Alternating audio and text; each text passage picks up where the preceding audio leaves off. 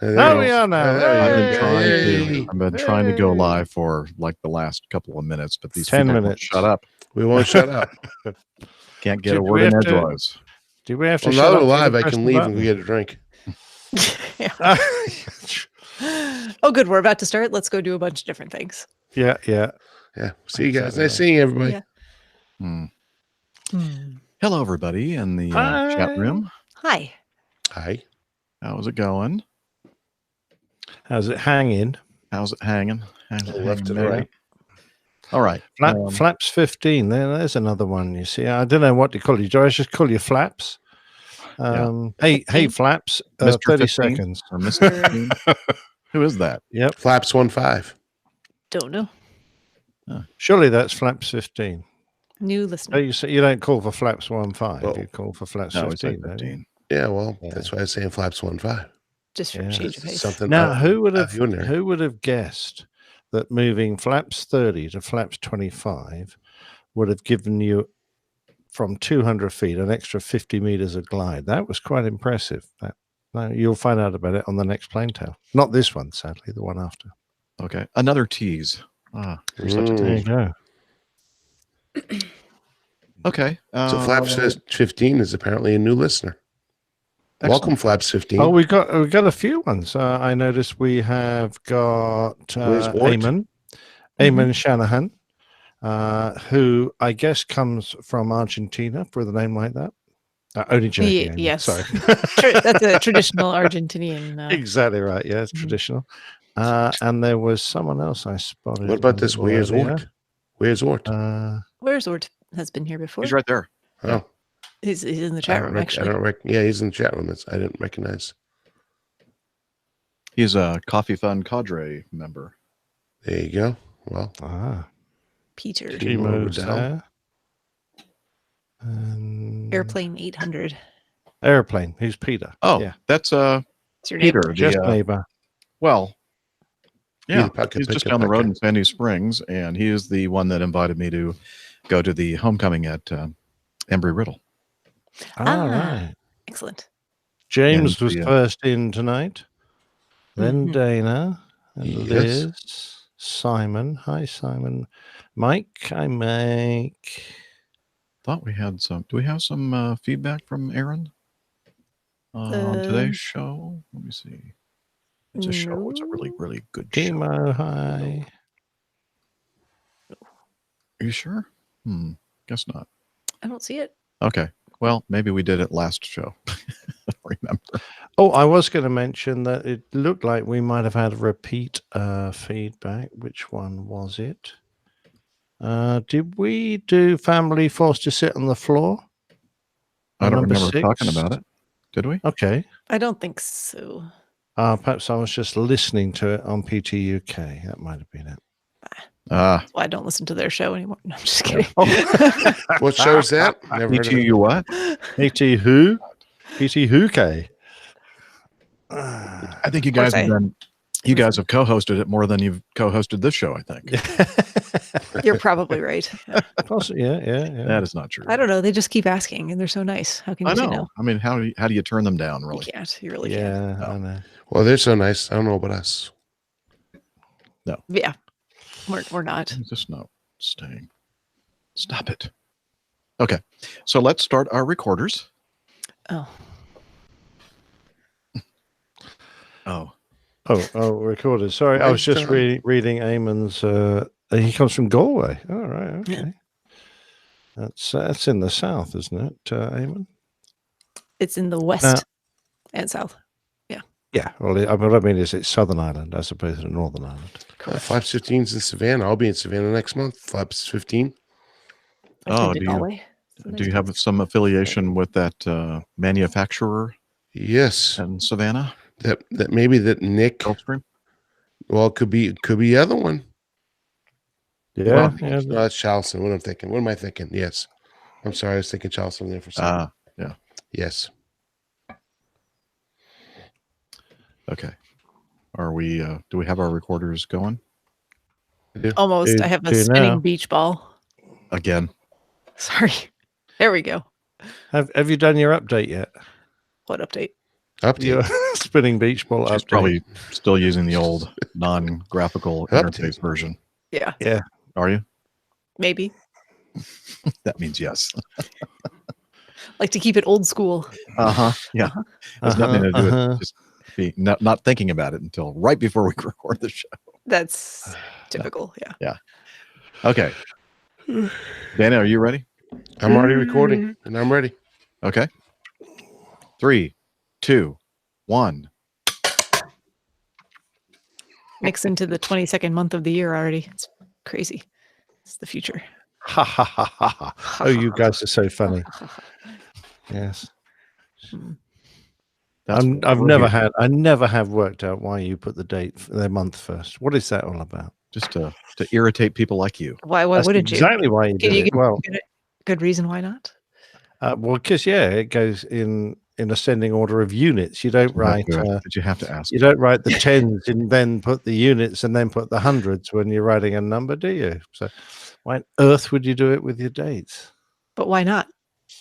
Because whenever I get on an airplane and I look at the date that the person has signed the paperwork, I'm going, what? How old? When did you service this airplane? Like a week ago? What's the matter with you, man? They probably think that, that Captain Nick is so clever. He'll work it out. They don't. All right. They don't think that at all. Little Rock. Ugh. Huh? I was looking at my schedule. I got Little Rock this coming week. Oh, me too. I'll be there a day after tomorrow. Oh, no, that won't be me. I get Recurrent the next 2 days. Oh, I got another Boston. Have I got a Another Boston? Boston.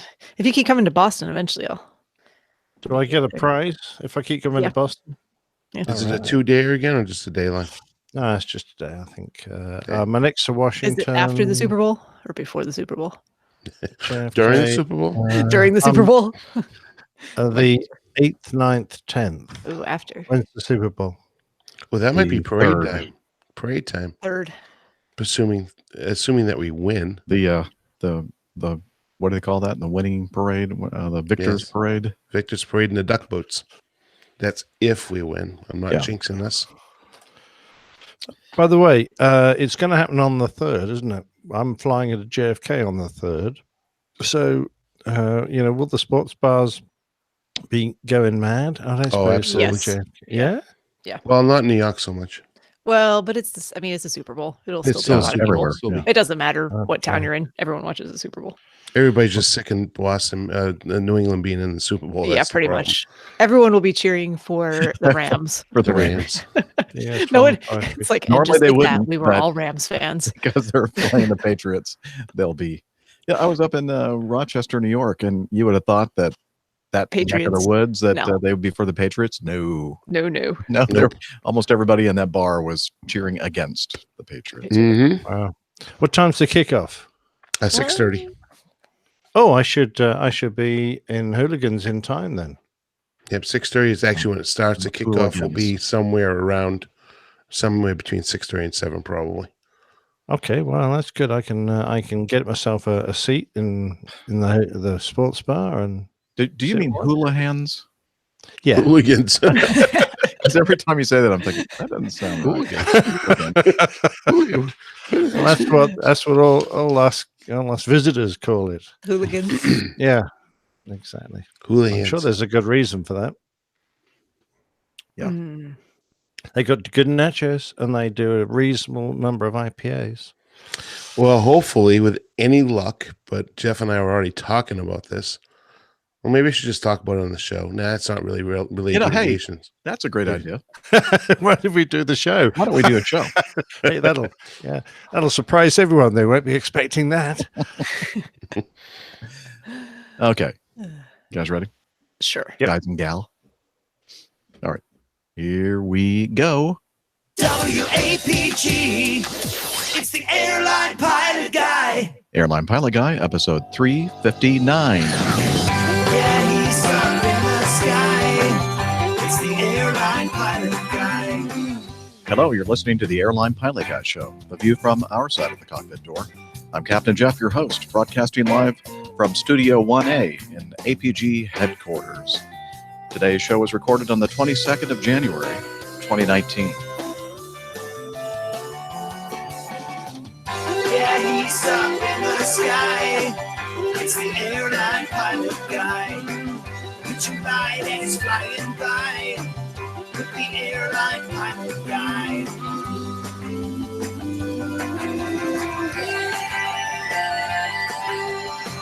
In today's episode, drug smuggling air crews, low passes over Nashville, and the 787 dual engine shutdown on landing roll. More news, your feedback, and this week's plane tale, Adam Spink and Speedbird 38, Part 2. So get all settled in. Tray tables and seat backs in their upright and locked positions. Electronic devices powered on. Flight 359 is ready for pushback. Hello, everyone, and welcome to the Airline Pilot Guy Show. It's an aviation podcast where we talk about aviation news and answer your feedback. And joining me today to help me do that from her lakeside studio in South Carolina, Dr. Skydiver, marathon runner, strength training junkie, IPA connoisseur, and commercial multi-engine instrument-rated pilot, Dr. Steph. Hey, good evening, Captain Jeff. Great to see you tonight. Looking forward to a wonderful show. Looking forward to it as well. And also, that wasn't good.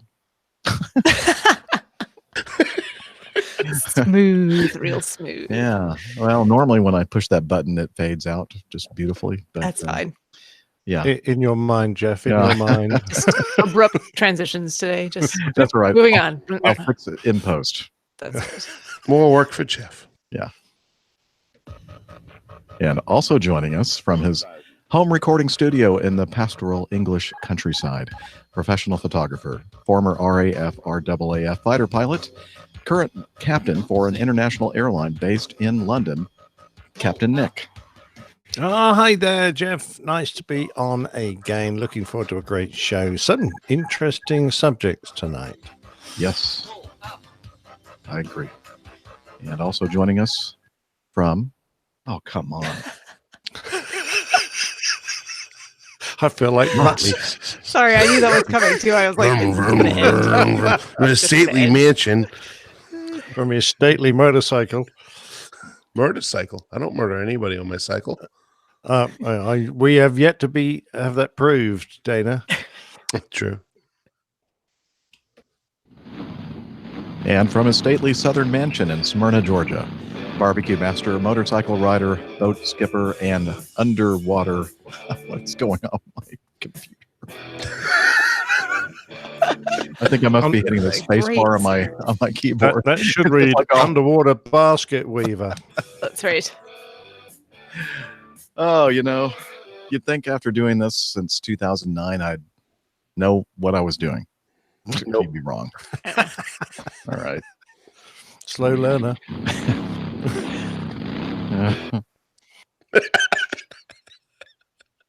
So I could turn you all down, but then I'd forget to turn it back up. So I'm not going to touch it. Can't touch this.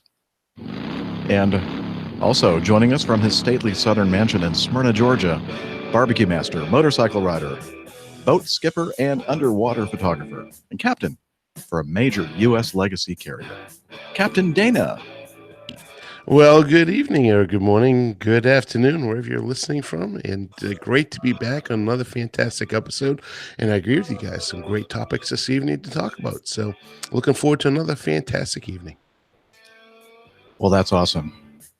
So good to see you all and glad to see everybody in the chat room. We do this show live every week, and follow us on social media and you'll get a notification letting you know when we're recording live. And it's always a lot of fun, I think, for everybody to hang out while we're recording. And this is the part of the show, if you're new to it, first of all, we'd like to apologize. And secondly, we would like to tell you that during this portion of the show, we talk about what we've been doing between shows. And let's see, let's start with, I'm looking at the little video thumbnails here on the screen. Which one shall I go with first? I'm going to go with the one that is not muted himself, and that is Captain Dana. How are you, sir? I was actually muted. I just used the Rolls mic switch. Oh, okay. Yeah, well, I didn't see the little microphone muting thing on my screen. Yeah. Okay.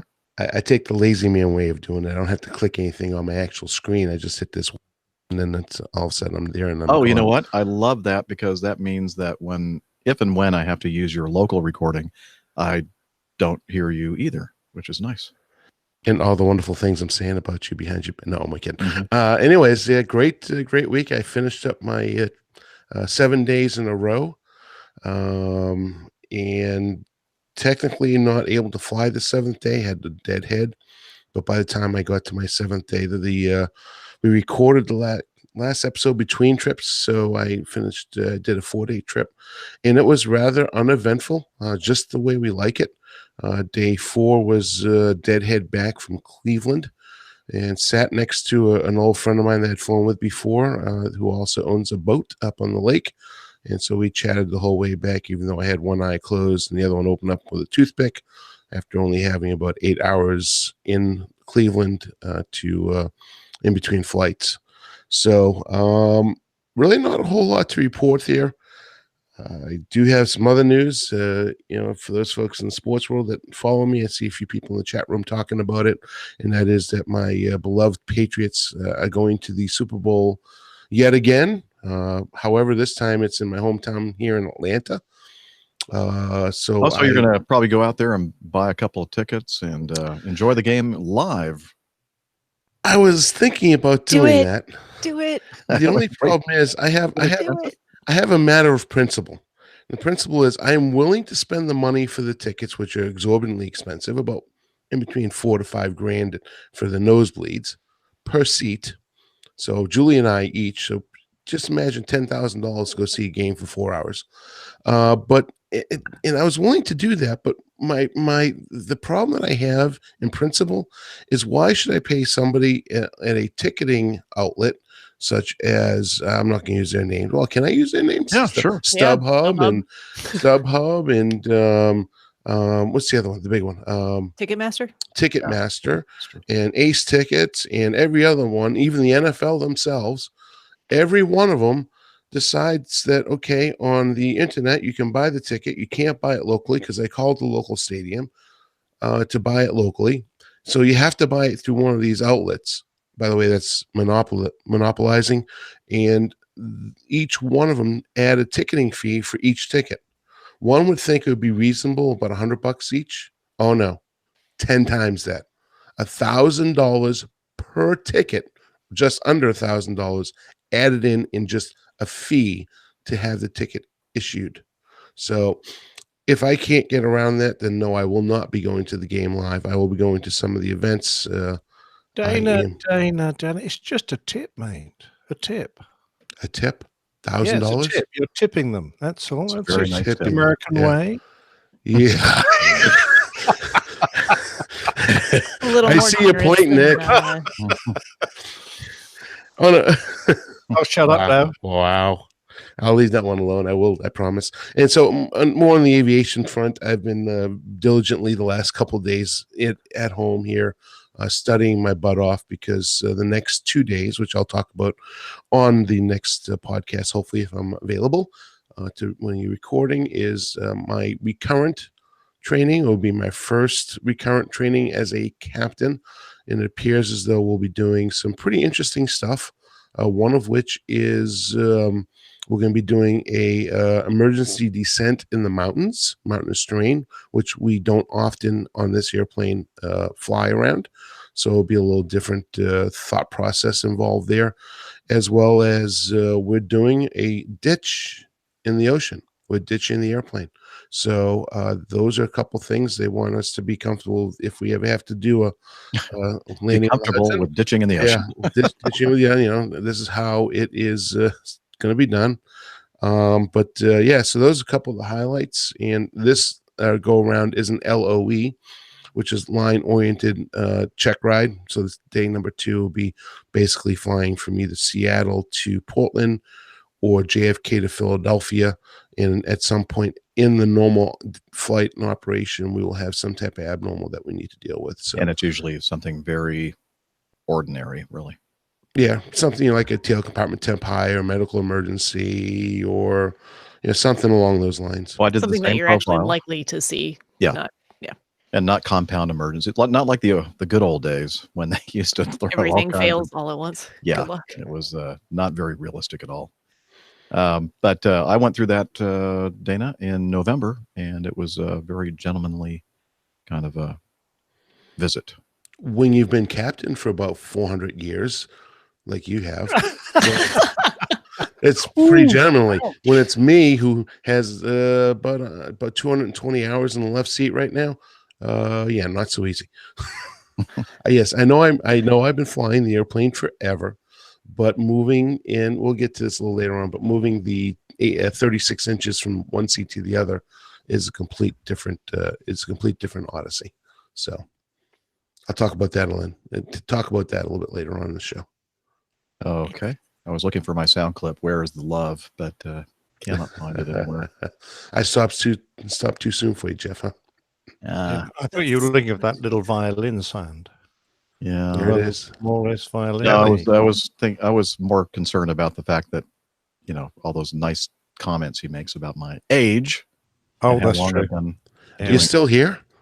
I know. Can you Mind you, I've got a long memory. I remember when First Officer Dana used to, complain about captains and how easy it was to sit in their seats, and I remember all those comments. We ought to go back to a few shows ago and listen to them.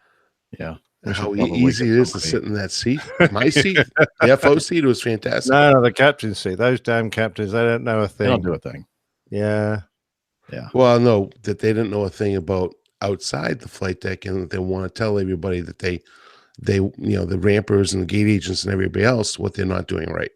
That's what I was referring to. There are some that are like that, but I haven't flown with any of those in quite some time because I've been a captain for a long time. I'm not one of those guys. I don't try to tell people how to do their job. No, because you do walk arounds when it's like minus 30 degrees outside. I did that on my last. Well, I'll talk about that later. Yeah. Okay. Well, thanks, Dana. So what are you going to do for the Super Bowl? Are you going to have a party at your house, or you're going to go to somewhere else? One of two things are going to happen. I do have some friends that have contacted me from the Northeast that are coming down to partake in some of the Super Bowl activities, because it's not only just Sunday. It's a week and a half, I think, of all the activities over at the NFL Experience. So going to have some guests come in town, and we're going to try to get tickets without paying those exorbitant fees. I do have my feelers out with local friends that are trying to work on some tickets. Watch out, everybody. He's got his feelers out. Yes, I do. Be careful. Indeed. But so if I can score some tickets through some friends, then we'll be going. If all else fails, then I'll be at my normal North River Tavern, which is the Patriots Club, where all of my my Patriots family, just down the road from where I live. Yeah, it's in Roswell, Georgia. I've been there. Oh, that's right. Been there? Oh, yeah. Nick's I been was there when he was there too. Yeah. Oh, that's true. You do it. Yeah. What was I going to say? Dang it. And you're tied up. And you're tied up Super Bowl Sunday, so you won't be able to come hang out with me if that's the case. Huh? Oh yeah, I'm going to another party. Yes. To which I've been invited. See, because at my house, nobody wants to watch the Super Bowl. Not even the commercials. Really? Like, yeah. Boo. What? Super what? Not even your son? Well, my son's down in Florida, but he's not a big football fan either. But yeah. Oh, wow. Anyway, so let's move over to the young lady on the screen that's farthest to the right, on my screen anyway. It's furthest right on mine as well. Good. Matches. What have you been up to? Oh, just a few things. When did we record last week? Monday, I think? Tuesday. Yeah, we did it early in the week. Yeah. Oh, so a week ago. Right. So on Thursday, worked my usual half day and then went straight to the airport, caught a flight down to Miami, and met up with 3 of my girlfriends that evening. And the next day we departed for our our annual 3-night Bahamas cruise. So I just got back from that yesterday. Thursday night, had some wonderful Cuban food in Miami. That was really nice. Got up early on Friday, went for a nice 10-mile run in really nice, warm Miami weather along the beach. And we had a wonderful couple of days in the Bahamas. Sorry to everyone in the Great White North, but it was 80 degrees and sunny for both days that we were there. A couple rain showers in the afternoon on Sunday, but not a big deal. Our beach day was Saturday on Coco Cay, which is, I guess, Royal Caribbean's private island in the Bahamas. Did And you say Popo? Okay. Coco, Oh, Coco, like coconut, Coco. Okay. And yeah, just beautiful sunny weather, light breeze, warm water. Yeah, we basically sat on the beach for, I don't know, 6 hours, 7 hours. Very relaxing. very nice. Had to go back to reality, back to work today. Not a big deal though. I think the next month or so, every other weekend, I've got something on the calendar. Speaking of which, that includes a trip to Utah in mid-February. And I know some people on Slack have been asking about a potential meetup. I had not responded to that yet because I didn't know what flights I was planning on taking or what my free time might be like, but that is becoming a little bit clearer. So be on the lookout for that. It looks like it might actually be a Wednesday afternoon, evening, the 13th of February for a Salt Lake City get together if folks are in the area. So be on the lookout on Slack for that if you're part of our Slack team. And the calendar, the APG community calendar, which is on the website, Airline Pilot Guy calendar. And if you're a Slack team member, you'll also get notifications. Yes, I can certainly add that to the APG calendar as well when we get times and details a little bit more firmed up. Yay. That'd be great. Mhm. Okay. And Get your running. I know you talked about running in Miami, but how about when you were on the cruise? You probably weren't able to run. Yeah, no, I got at least a mile each day. Let me think here. Saturday did a mile on the track. The track was tiny. It was 8 laps per mile. So it's a lot of times around and around in a circle around the pool on the upper deck. We were on the Mariner of the Seas, a bigger boat than we've taken in past years for this particular cruise, which kind of had its ups and downs. It was nice because there were a lot of activities to do, but on a 3-night cruise where you have 2 full days where you're not on the ship, you kind of run out of time to do all the activities that they have available on the boat. So there were a lot of things that we didn't get to. We did spend a lot of time on the water slides on Sunday, and we also went ice skating on the ship, which was interesting. Ice skating. Mhm. They have an ice skating rink on the ship. Wow. We did not get to see the actual ice skating show because they put on a show. Is it a big rink? It's decent size. I've It's actually decent seen size. Yeah. I've actually seen that show, Dr. Steph, and it's Yeah.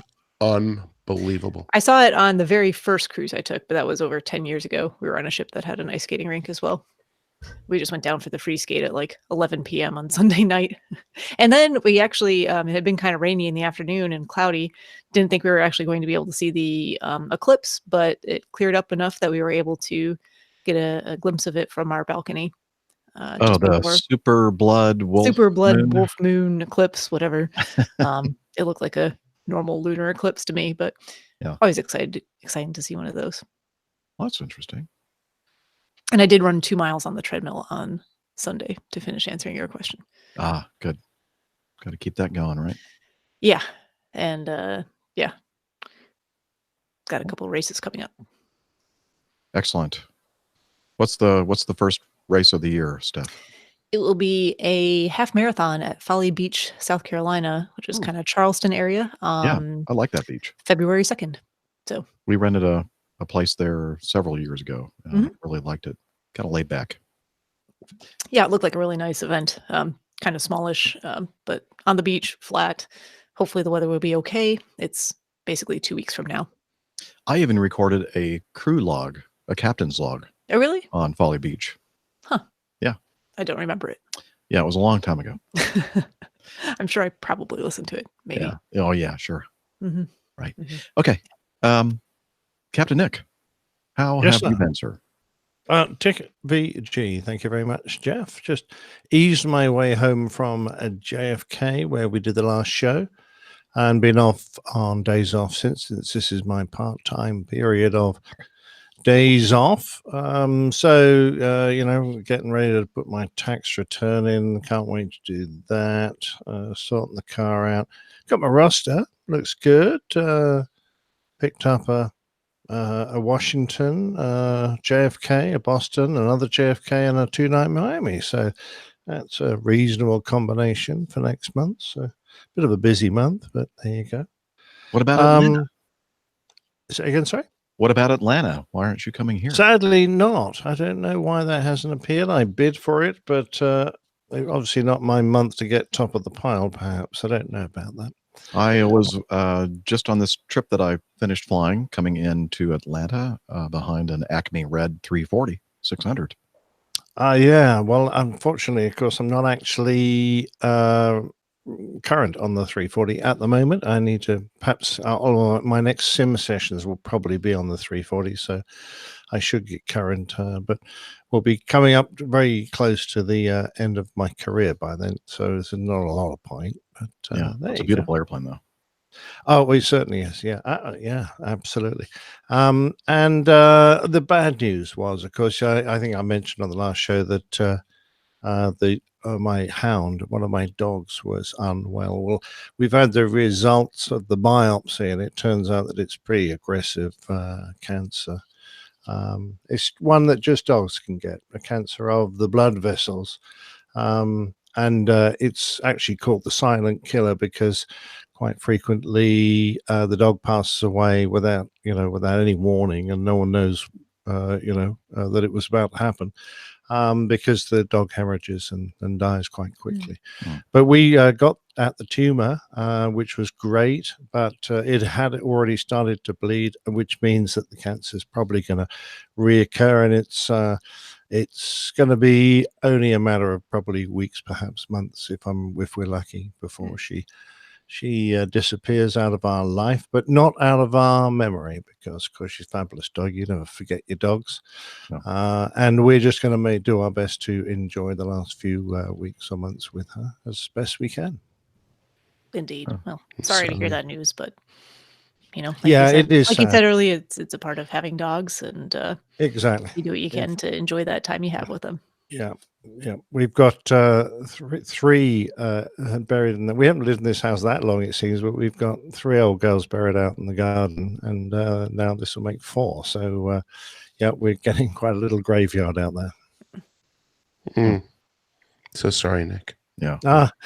But there's harder times to come. But at the moment, we're just going to enjoy her while she's around. Very good. Very good.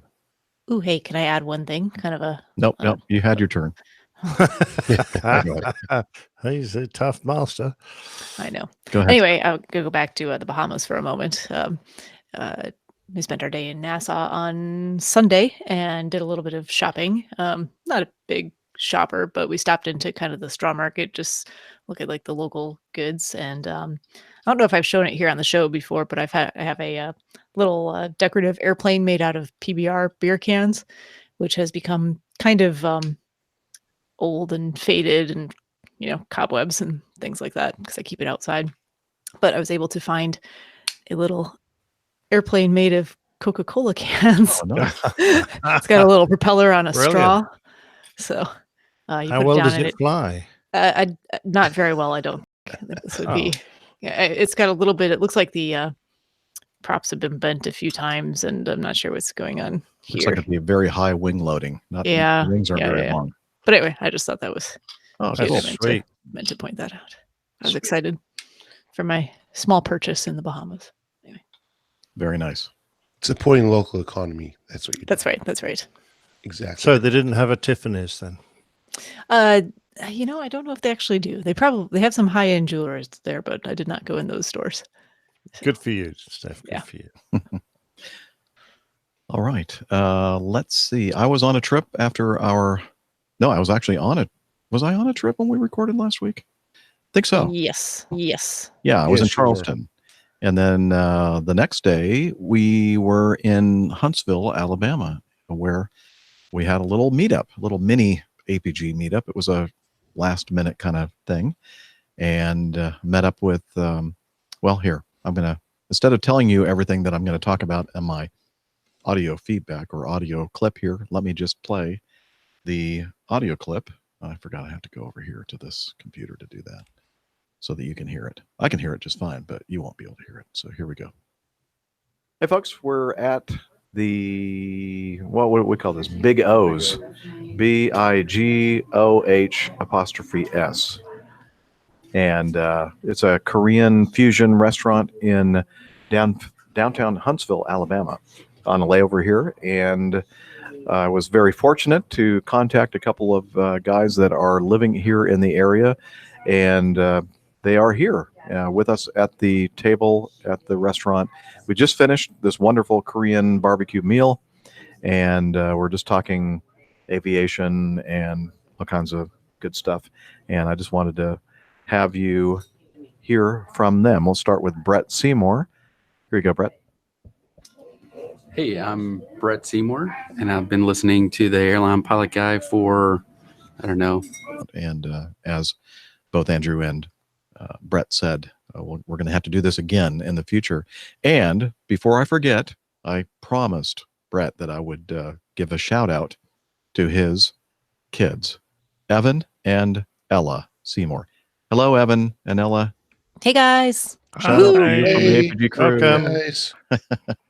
Glad you're listening. He said that they listened to the show as well. I guess they're forced to because they're probably, in the car captive, and they have to listen to whatever Dad's listening to. But Yeah. Poor Anyway. We kids. appreciate you at least saying that you enjoy it to Yes. humor your dad. yeah, keep up, It makes us keep feel it up good, too. because Dad will be paying for things for quite some time, and Mom. So, yeah, got to make them happy. Okay. Yeah. So speaking of meetups, oh wait, before I talk about that, let's see. So that was my trip that I was on last week, Tuesday through Thursday, I believe. And over the weekend, the weather started going downhill, especially for places in the north of our country, northeast. And I'm thinking, let me take a look at what's going on here with the assignment of trips. And I'm thinking, oh, it looks like they're giving out some green slips, so maybe I should put my name in the hat. There was one that I think I should have gotten, and I was all about to, call somebody and say, hey, why didn't I get that? Because it looks like it met all the parameters that I had in. I may still do that, actually. But the next day, a trip came up, a 2-day green slip that I flew. So I flew out on Sunday morning up to, let's see, where is the worst weather in the country? Let's go there. Rochester, New York, where the snow was going like crazy and the temperatures were very, very chilly. Our Canadian friends will sympathize with me, I think, or empathize. And so just one leg up to Rochester and had a nice long layover there, but I stayed. Normally I go to Dinosaur Barbecue, walk down the street a few blocks. This time I did not because it was really cold. It was below zero temperatures, and with the wind chill, I'm not sure exactly how cold it was. So next day went to Atlanta and then did a Baltimore turn. And I thought, this guy, this first officer, he was out there in that cold weather in Rochester, dark and windy and cold, thinking I should probably do the walk around since it's his leg back to Atlanta. So I volunteered to do that. And that was a big mistake because it was not very pleasant outside at all. I'm thinking, what in the world am I doing? About the first half of it, I've I made was a huge okay. mistake. I got around the tail, and I don't know if the wind, because it wasn't being blocked or whatever, but I really thought that I was going to get frostbite on my ears. I had gloves on and I had an overcoat, but and I had my hat on, but I should have had like a watch cap or something like that.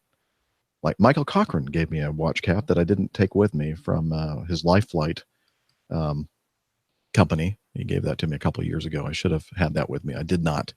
And I got back in. It was like 18 degrees ambient temperature Fahrenheit, but the winds were gusting to 39 knots. Ugh. So I'm not sure what that wind chill would be, but it was darn cold. I got in and almost collapsed right there once I got into the jetway when passengers were boarding. They're looking at me like, what is wrong with this guy? Like, I'm going to fly you to Atlanta now. And I said, Yay. I said to my first officer, if I ever volunteer to do a walk around with these kind of conditions, slap me, please, because obviously I'm there's something wrong with me. I might point out that the captains on my outfit do their fair share of walk rounds. Whenever we're the non-handling pilot, we will do the walk round. Well- Unless we've got a heavy crew. But I don't get many heavy crews nowadays. We have a Oh, heavy let's don't crew. talk about their weight. Come on.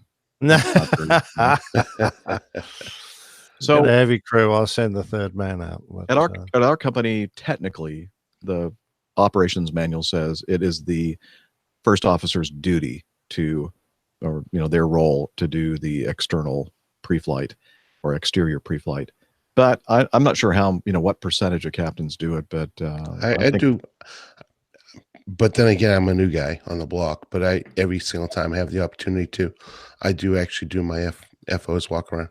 So whenever it's his leg. Yeah, if it's their leg, that's what I normally do as well, unless something else is going on that needs my attention, or I need to go get a cup of coffee. No, I'm just kidding. But what I should do is I should probably set, and I've heard this used before, like if it's below 32 degrees or if it's raining or snowing or icing or whatever, then no, I'm not doing it. But anyway. So that's that. And then here we are today recording the show. I'm back out tomorrow on a 3-day trip. I have layovers in Melbourne, Florida, and Little Rock, Arkansas. So if any of you out there, of course, by the time you hear this podcast, you probably will, it'll be too far in the future. But again, we'd like to emphasize that we try to update the APG community calendar as much as we can, and you'll see the entry in there, our trips and that kind of thing. You'll see that I'm on this trip, and I left a number for you to text or call, and if you want to get together.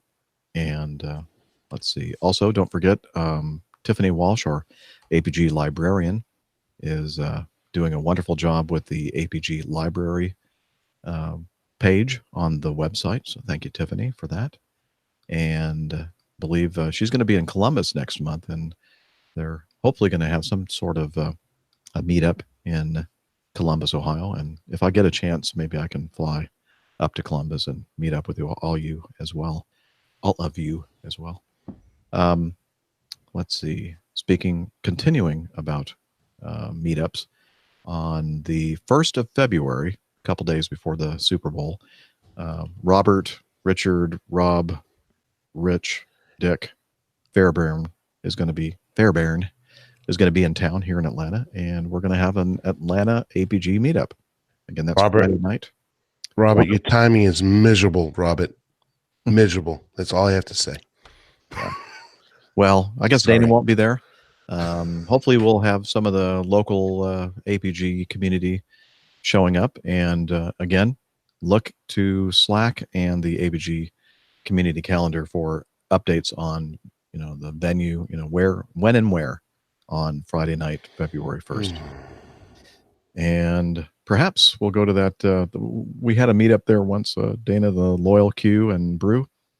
That worked out well. So maybe we'll kind of head up that way again for this meetup. We'll see. So, but see, now I remember you texted me that it's going to be Saturday. No, it's change. No, it's going to be Friday now because something changed with Robert's itinerary.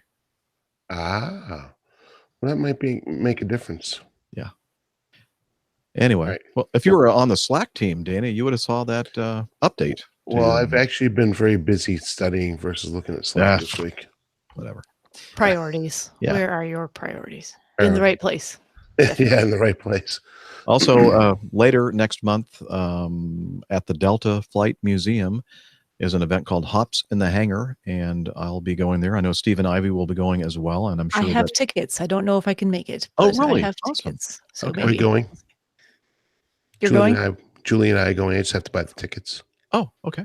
Well, I know somebody that has some. Yeah, you want me to just buy it from your stuff? I actually, maybe. Let me know before I buy them. Well, anyway, who knows who will be there, but at least 2 or 3 of us from the crew will be, or a couple of, at least I will be there. No, I've wanted to go for the past few years and not been able to. So yeah, me too. I purchased tickets being optimistic, and we'll see. Oh, all right. I'll just buy my own. And hopefully they're still on sale. The first class tickets went got snapped up very quickly. Oh, within like a few hours. Yeah, like within 2 hours. I think when I tried to go on, it was only like an hour and a half after they I was opened up. relegated to economy. Yeah. Ugh. So, oh wow, I know how painful that is for you, Steph. It's a shock to the terrible. system. That's what it is. Anyway, so if you're in the Atlanta area, join us at the Hops in the Hangar at the Delta Flight Museum on the 23rd of February. Okay, I think that's it. Anything else before we move on to corrections? Erratum. Erratum. Okay. So this was sent in by Ruben. He says, no need to read this out, but we're going to. But a correction to what Nick said, because it's Nick. Oh, About there's that why you're reading it out. yes. I'm the only one that gets corrected. That- No. You're not the only one that gets corrected. I get corrected a lot more than you do. Anyway, we were talking about on episode 357 about in the U.S. when we screw things up, we hear the dreaded, let me know when you're ready to copy this telephone number. And you, I think, well, here, I'll read what Ruben says. It absolutely does happen in the UK. I've heard it multiple times, but luckily I've never been the recipient of such a message. The occasions when I've heard it have been when general aviation aircraft have busted one of the control zones or the London TMA in and around the southeast. It's easy to do if you're not paying attention or are unfamiliar with the airspace. The CAA take a pretty tough line in the UK for airspace busts these days, and in some cases will immediately suspend a license whilst the matter is investigated.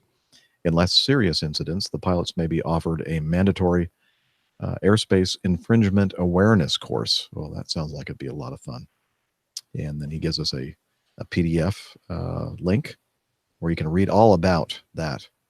And then he says, he ends, hence, if asked to call the London airspace controller on 0207 ...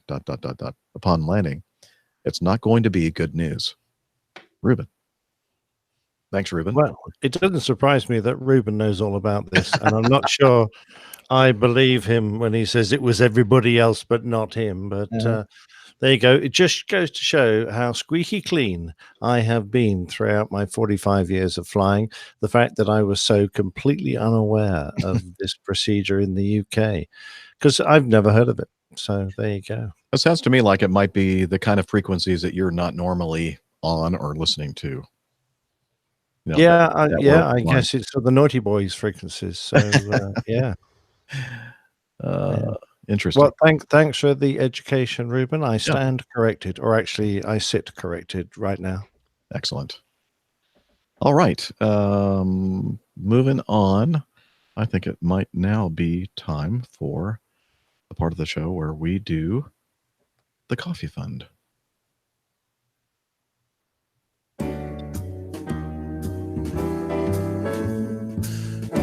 Johnny, how much more coffee? No thanks. I love coffee. I love tea. I love the APG community. Coffee and tea and the Java and me. A cup, a cup, a cup, a cup, a cup. It's the Java Jive, sung by the Jeff Smith. And the Coffee Fund is your way to support the show financially. And if you have the resources to do so, check it out by heading over to airlinepilotguide.com/coffee. And since the last show, we didn't have any Classic Fund contributors last week, but this week they made up for it. Let's see. We'll start with Terry Liu, Chris Randall, Jonathan Charlton, Seng Wainyung. Hope I didn't butcher your name too much there. And Timothy Chippendale. Oh, we have one of the Chippendale. Oh, Chippendale, not Chippendale. Oh, well, sorry, Steph. And patrons via patreon.com. We have a new executive producer, Aaron Ort. Where's Ort? Well, he's right there in the chat room. Thank you, Ort, Aaron, for becoming a patron of the show via patreon.com. So if you want to join the Coffee Fund cadre, please head over to the airlinepilotguide.com airlinepilotguide.com/coffee. You'll be glad you did. We will too.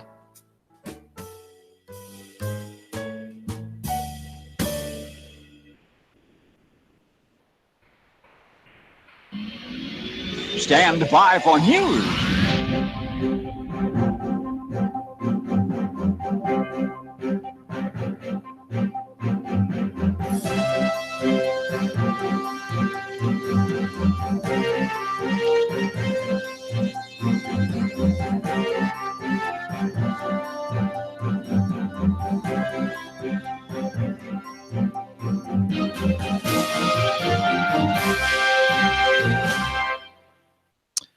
I guess I should probably play. Let's see what happens when I hit this button. That's not the one I wanted. Let's see. Are all these buttons completely unmarked and you just No, have they're to all marked. guess It's just which- there are like so many of them. It's like hard to see. I could only assign one item to B, and that's bell. That makes more sense. We hit the bell all the time. Now what I'm looking for is bad boys. There it is. It's under O. Makes sense.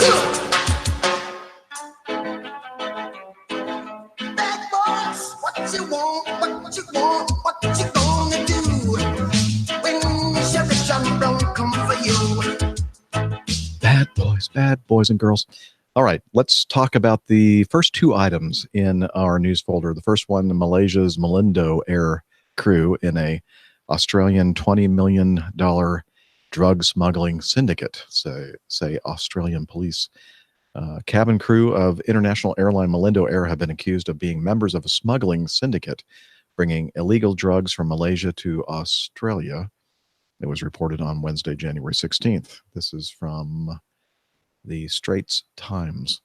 8 people were arrested in Melbourne over the past fortnight as part of an operation targeting a syndicate responsible for smuggling more than 20 million Australian dollars worth of high-grade heroin and methamphetamine, police said in a statement. Looks like I picked the wrong week to quit methamphetamines. I need to have that clip. It'd be a good one to have. Yes. Remind me. By the way, I do have, I don't know, I'm sure you never listened to the show after the fact, but the sound clip of you saying, shut up, Jeff. Oh, good. I did make that a clip. I just can't see Nice. it right offhand. But and I played it 3 times in a row very quickly. Because, can you do it like that? I said, yeah. Anyway, check out episode 358, where Steph tells me to shut up. You'll enjoy it. I know I did. Let's see. So investigators allege drugs were carried on the bodies of cabin crew flying from Malaysia to Melbourne and Sydney. So we have that. Looks like they got busted, which is probably not going to be good for their careers nor their lives. And we'll have all the details in the show notes if you want to read more about that. There was also another case of smuggling, and this is from abcnews.go.com. If the 4 oversized checked bags don't give you away, the drug sniffing dog will. 2 men found that out the hard way at Nashville International Airport last week when they allegedly tried to smuggle 159 pounds of marijuana through the city on their way to Jacksonville. Trung Kyu, 40 years old, of Philadelphia, and Tin Van Ram? No. Sounds like it. I knew he was a sketchy character. This is the Asian Tim Van Ram. His doppelganger. Yeah. Okay. 56-year-old Teen Van Tran of Murphy, Texas, were busted when a drug-sniffing German Shepherd foiled their plans of transporting dozens of plastic bags of weed. Are those dogs allowed to sniff drugs? Isn't that a bit apparently. cruel? That's the Wow. reward. Amazing. Yeah. The duo even went to the extreme of trying to mask the luggage's smell with the strong odor of air freshener, Nashville police said. Yeah, that won't give it away. Work. Yeah, that's right. Oh, boy.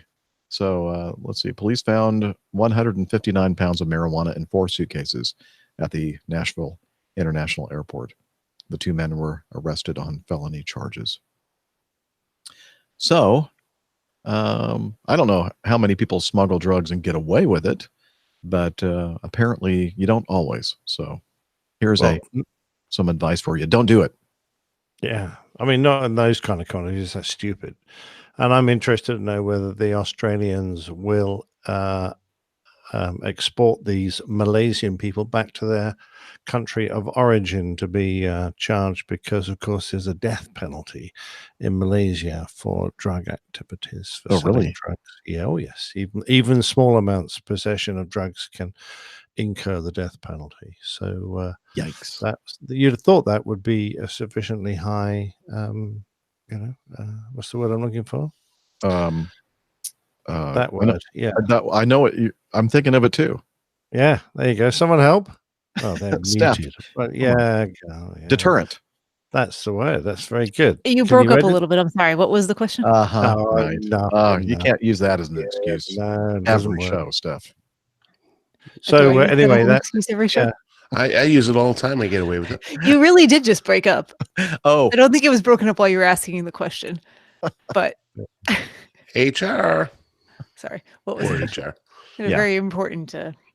exactly right. But anyway, Matter yeah, I noticed that the Aussies managed to link them to a group in Melbourne, and they seized luxury cars and hundreds and thousands of dollars in cash and drugs. Wow, that means the police are going to be driving around in some nice new cars now. now Nick, Oh, okay. Captain Personal. Nick at airlinepilotguy.com. That's for the police. Okay. Anything else to say about that other than just don't do it, right? Don't Yeah, smuggle don't do it. drugs. It's Oh. stupid. Yeah. The only thing Particularly if your crew, I mean, we have enough problems getting through security without everyone suspecting us of this as well. It makes our life a nightmare. It does. It does. and the only thing I have to say is, aren't we held responsible if something is on our airplane, even though we're not really, if somebody stows something away in the cargo hold? No. Ramper? I'm not, but the first officer is. Good. I was just asking the question. Everything because rolls No, no. downhill. We on are you. in command of the Yeah. aircraft. Yeah, but that's no. Okay. That's Well, I know how to get around the system. I now. mean, if No, it I'm was kidding. without I would your never do that. knowledge. he knows people. Now, if you were the one placing it there, yeah, that'd be well a then different story. yeah, you don't have any excuse then. Yeah, no. I would never do such a thing. It's crazy. It's stupid. Unless you needed to sell some stuff to pay for those Super Bowl tickets. So, yeah, that is very true. I may be canceling the trip to Hawaii to pay for the Super Bowl tickets. What? Trip to Hawaii? Oh, I didn't mention that. No. No, Oh, maybe sorry. a while ago. I don't know. Anyways, continue. Okay. Well, I'll change something. priorities again. Yeah. Priorities. Have you Priority. told your no. lovely wife yet that she's not It's- going to Hawaii? Yeah, I think she's I- probably I a think bigger she's the one- Patriots fan than Dana is. Right. He's the one making that decision. By the way, it's for our 20th anniversary. Oh, Yeah, jeez. so what? It's the Patriots and the Super Bowl. Come on. Yeah, you'll have another That decent never happens, anniversary, Dana. yeah, When was in the last 5 time the years' Patriots went to time. the Super Bowl? It That's never true. happens in Atlanta. That's true. Tom Brady being the last time he's going to be the quarterback, more than likely, in the Super Bowl for the Patriots. Yeah, There you probably go. right. The Hey, in GOAT. 5 years' time, it'll be your 25th, and that's much more important. Yes, Yeah, that's we're going much to more. Exactly. Australia then. Good point. Nice one, Nick. Good point. Why is this not working? Oh, I know why. Because you haven't pressed the button. No, I pushed the button. It's just I need to push the slider up. We're going green. We're going green. We're gonna take care of the earth. We're going green. All right. This next item in our folder here.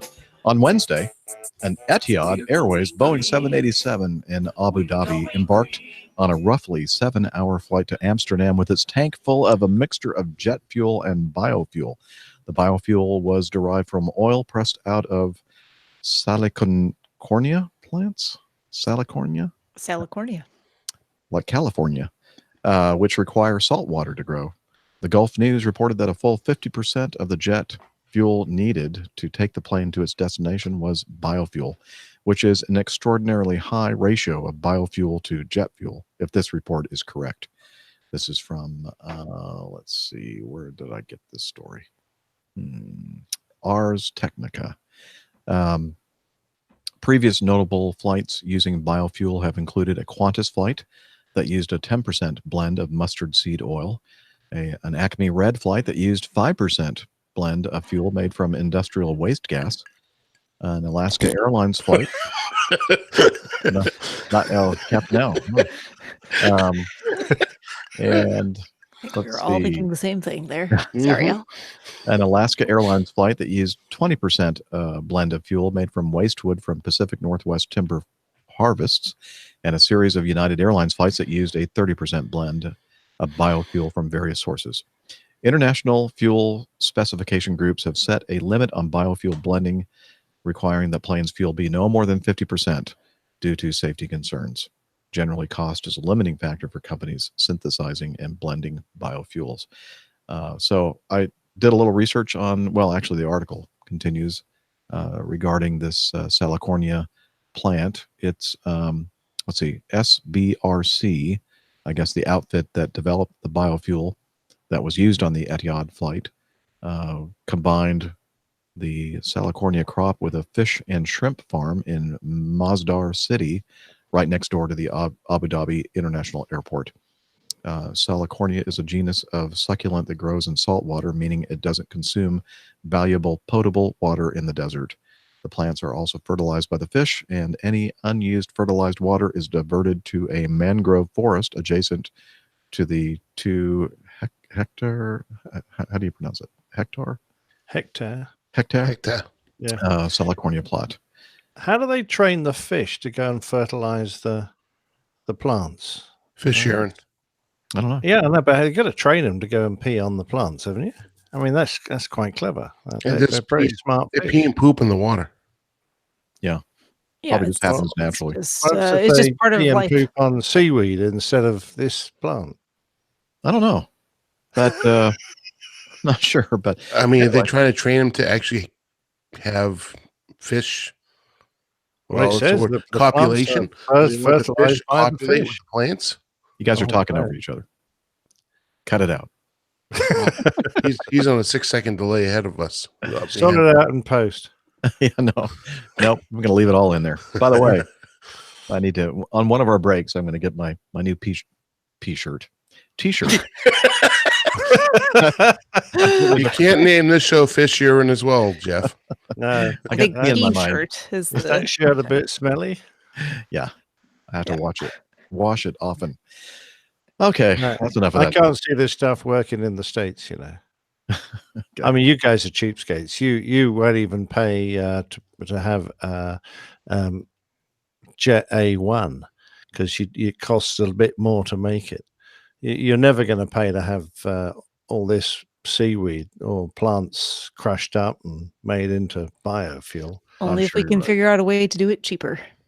Well, yeah. What's cheaper than watching it glug out the ground? For heaven's sake, yeah. Yeah, not much. All Until right, it doesn't glug out of the ground anymore. Exactly. let's continue. This was an interesting one. I got a kick out of this. So it seems that the governor's inauguration was going to happen on like the 19th, I think, of January, just not too many days ago. And part of the festivities were going to include a C-17, a big, heavy. I love the sound. It's almost like wind chimes in the background. The the ice cubes just clicking. Clinking. It's Apparently- very soothing. Sorry. It's kind of Dan has apparently forgotten how to mute Use his, himself. use didn't think his it was making Rolls that- Royce button. I really didn't think it was making that much noise. No, I'm it's losing my been voice. like I'm making sorry. all It's kinds of Sophie noise. Sunday. I'm clink, trying to coat my clink, throat. I'm sorry. with what type of beverage? Crown Royal XO, which is the creme de la creme stuff. Mhm. But I still don't have my voice from Sunday. As you can hear, it's a little rusty.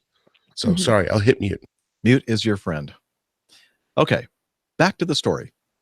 So apparently, the National Guard unit, is that right? I think it's a National Guard unit. I'm not sure. Where they have C-17s and they were practicing some city flybys. And apparently, they didn't notify people working in the downtown area the day before the governor's inauguration. And we have a couple of, well, I'm just going to play one of them, but we have some audio from YouTube some positive reaction from these flybys, or this flyby over Nashville, Tennessee. And it's just going to take me a second here to get that. No, it's going to take more than a second. It's going to take several seconds. I just have to find the right file. Here we go. Is this where he was last time? Yep. Wow. He was way too close. Yeah. Oh my gosh. Yeah. Oh my gosh. Look, he's right over. Oh God. Wow. Oh my gosh. He's right above it, Toby. Oh my God. He's right above it. Golly. He was right above what? He's right there.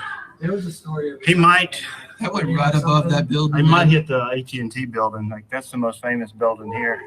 There was a guy. You guys, what? There was a guy. Are you okay? Yeah, like that's. I didn't know if he was going to hit that building. We're gonna be okay. They're going to be okay.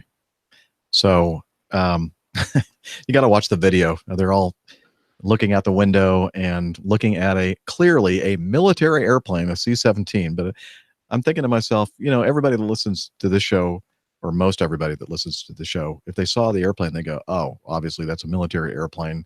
It's not a hijacked airliner being crashed into buildings. But I have to remember that not everybody is as aware of They're not as savvy airplane. as our listeners. Yes. And Mhm. you look at it, you see this video, and it's clear that this airplane is at least 1,000 feet above the ground. So clearing the tops of these skyscrapers in Nashville downtown by a considerable amount. But I guess their perspective and looking at this airplane, that they're not sure what kind of airplane it is, they're thinking, oh no, this is another 9/11 happening right before us. So Yeah, Just it would have reminds me been- of, just thinking of the silly things that people say. I mentioned this is going back to my weekend activities on the cruise ship and the the ice skating rink, which definitely is real ice, a thin layer of ice. And the lady in front of me in line goes, "Yeah, it's definitely fake ice. You can't have real ice on a cruise ship." I was like, she's like, "I wonder what it feels like." I was like, ice. maybe it's plastic. But these are the same types of people. It's like Yeah. they just make up whatever they think they want to believe about what's going on in the world.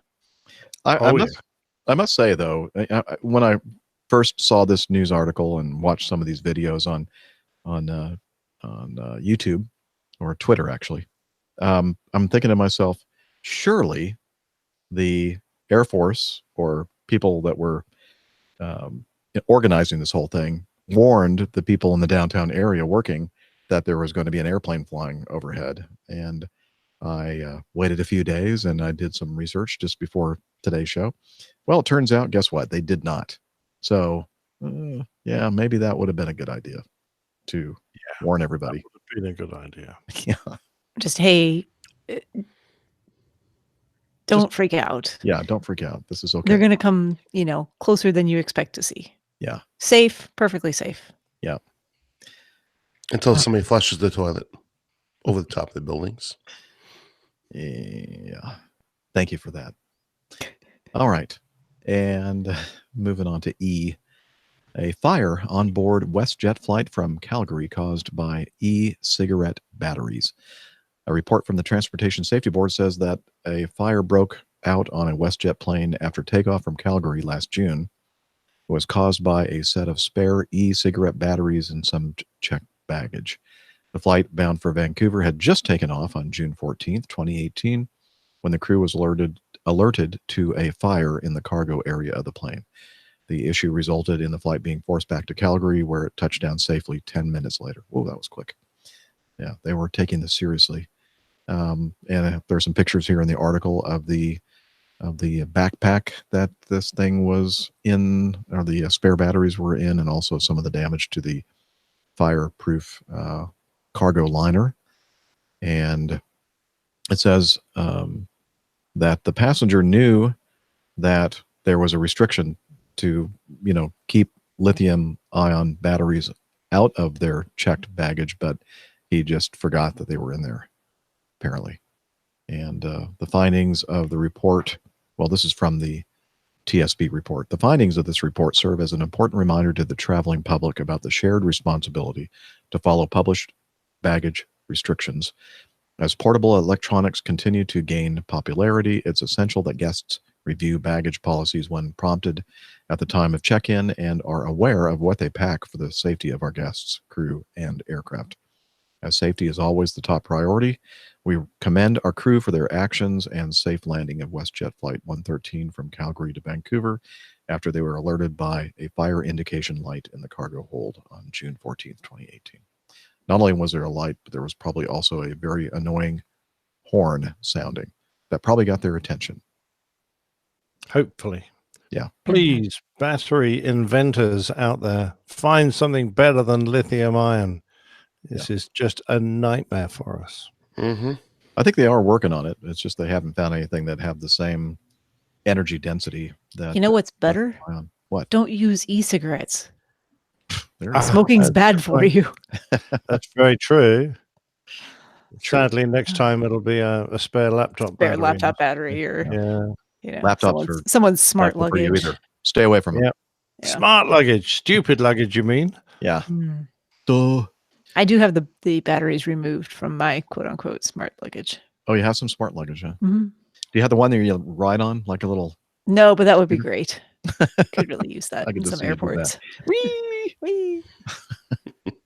Does it make that noise? Yeah, Yes. it does. Well, actually, the Whee! people riding it, Steph would be making that noise. Whee! You got to warn the people in front of you somehow. That's Whee, right. look out! Like the little pig, right? Huh? Yeah, like this Oh, yeah, little like the pinky little went to pig. market. This little piggy stayed. Okay. I guess that's showing my It was- age. Does no, anybody that's- ever? Yeah, I know what you're talking about. Okay. It's also a Geico commercial. Yes. Very cute one, by the way. Yes. In the car seat. Okay, we're Yes. here. All the way home. Okay. A man who caused a transatlantic flight to be diverted is jailed. And this is from news.met.police.uk. A 21-year-old man whose violent behavior caused a transatlantic flight to be turned around and ground just an hour after takeoff has been jailed. Now, this sentence, there's something wrong with it. The flight had to be turned around and ground. Did it mean grounded? Grounded. Ground is like Ground is they like crushed it. Yeah, that's not good. It's extreme. Well, of course, who is this guy? His name, Jeffrey Libby. And where was he from? The U.S., Fort Worth, Texas. He was Well, at sentenced. least your courts are taking it seriously. Oh, well, Your hang on a courts minute. are. It was Your- our courts. Well, that's why, you see, we've got that lingering hate. Yes. If it'd been That a lingering brick, you- resentment yeah, if it'd been a over brick, that war you a would few have slapped the 100 wrist. years ago. And the tea that they dumped in the, The harbor. tea, Gosh, yeah. come on, get over it. Damn tea, yeah. Such a waste. Actually, there was a very interesting historic program about the false history concerning the revolution on our televisions the other day. But let's not go into that right now. Let's not. I'm so pleased to be completely honest that at last the courts are really starting to send out a message. £100 fine isn't much, but he had to pay £415 in costs and victim surcharge, so that's good. But an actual jail sentence and having that conviction on your records forever sends an extremely important message to people to travel and drink responsibly. It's not that hard, guys and girls. Agreed. It really isn't. So this guy Absolutely agree. was flying on a British Airways flight from Heathrow to Dallas. Just like if you can imagine that same sound, he had the clinking ice cubes in his glass, drinking his Bacardi rum. It's a good I sound did, that on, effects. I did that on purpose on that time. which he had brought onto the plane himself. And then he was aggressive and abusive toward members of the cabin crew and other passengers on board. As they tried to calm him down, he then proceeded to assault 2 of the passengers and 1 member of the cabin crew, scratching and striking them and even biting one of the passengers' fingers. He thought it was just a finger sandwich, I think. That's what you guys eat. Wait, what? Isn't that what they call them? Finger sandwich? Yeah, at a cocktail party. Yeah. yes. Yeah, Exactly. finger Or like a high bite size. Okay. Hmm. Anyway, Finger so- food. That's right. So we all agree, it's about time that they started handing out jail sentences for this kind of thing. Not that it's going to stop everybody, but hopefully. Well, if he did it on terra firma, I would, you assaulted someone badly, I would expect him to be sent to jail. Mhm. Even more so if it happens in the confines of an aircraft with all the dangers involved. So Yeah, but why is it that it seems that if you do it on an airliner, that you're somehow exempt from that? yeah, people seem to think there's something magical happens to you when you get on an airplane, and they find all sorts of excuses for their behavior. Well, I'm Yeah. sorry, it's doesn't wash with me. Nope. Nor the judge of that courtroom in the UK, which is No, good. we like him. Probably didn't help that he was an American. Okay. Crashed If you'd realised, you'd have given him a year. 10 years. Life. Yeah, good. Kill him. Hang him. Wow. Luckily, not in this country. This took a strange turn. A very morbid turn there. Very bad turn. The only problem is if you keep him that long now, you're supporting him. So they want to get him off English Yes. soil. You need to kill him right away. Yeah, we need Right to away. put him in an orange jumpsuit and send him somewhere else. Go back to the dark ages back in the royalty ages when somebody was convicted. Well, it's off with their head immediately. So that would have been Off a with better their heads. Off with your head. Oh, that was no preserved for royalty and things like that. You were hung, drawn, and quartered, which is considerably nastier. Ooh. Mm-hmm. Nice. Mhm. Okay. With that, let's move on to this. Good news. The crashed Indonesia jet, the Lion Air jet, their cockpit voice recorder was found. And we talked about that on an earlier show. And they were able to get some good recording from it. Am I still here? Yes, you are, but you've frozen on my Yeah, I was picture. looking Yeah, at you're my frozen. own video screen and I was frozen. I'm thinking, wait a minute. I feel like I'm moving, but I'm not moving on this screen. You've just gone black now. Everyone Yes, else is fade giggling. to black. Yeah. Well, We how- still why hear is you, that though. happening? In your thumbnail, you are just frozen with your You're mouth frozen open. with your Yeah, mouth you're open. looking like a goldfish right now. I'm hungry. So I'm hardwired to my router, and nobody else in the house is using the internet. What the heck is going Josine on? says frozen, and you're an avatar. I guess that's Let me do a quick Hmm. test of the bandwidth, see what's going on here. Probably completely lose everybody. Okay. I'm just It going says- to take this opportunity to eat my dinner then. I'll get a beer. There you go.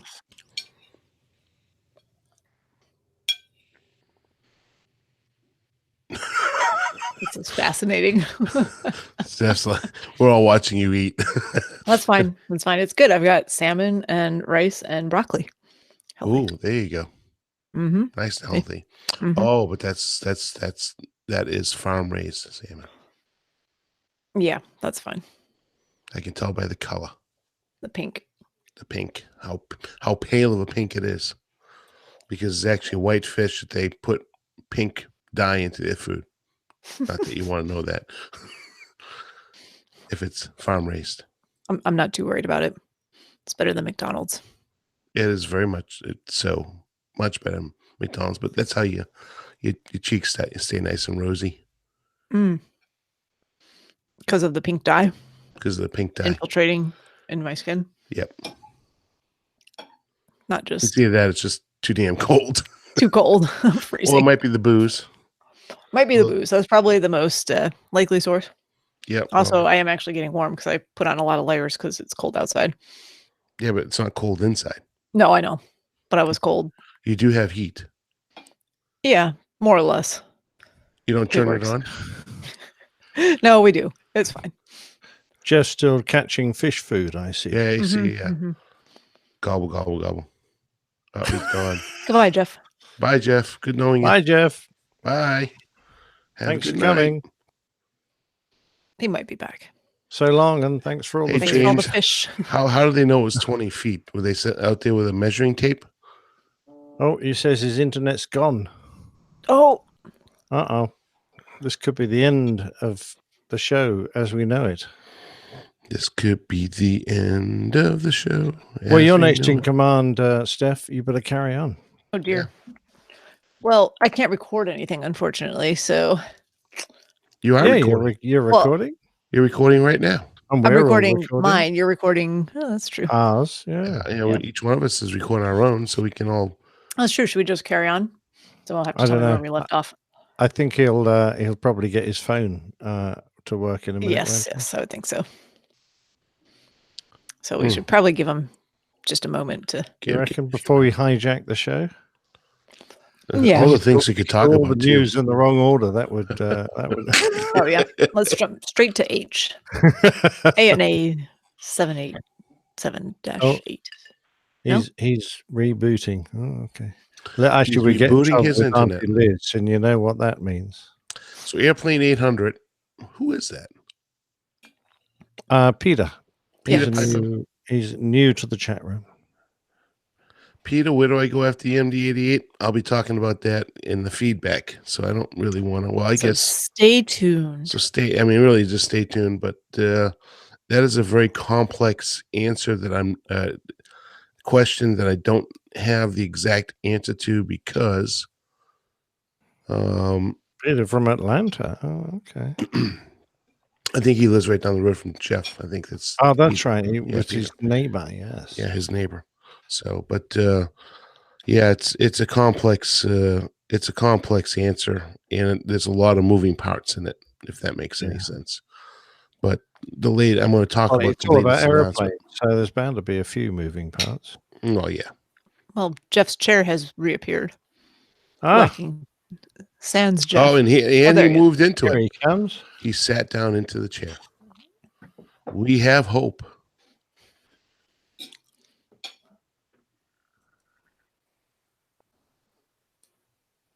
He looks very serious when he's not listening, isn't he? He's trying to get all of I Yeah. know, Is he fixing his hair? sorting his hair out. Mhm. He's sorting his Nice earplugs he's out. got, isn't it? Yeah. We have to be very careful. Perfectly He's, buffed. he's trying to figure out which hole to put it in, which Yeah. side. Said- Stop said the talking about him actress right now, Bishop. because he probably Which, can hear which us. hole to put it in? Yeah. I have a mug for that.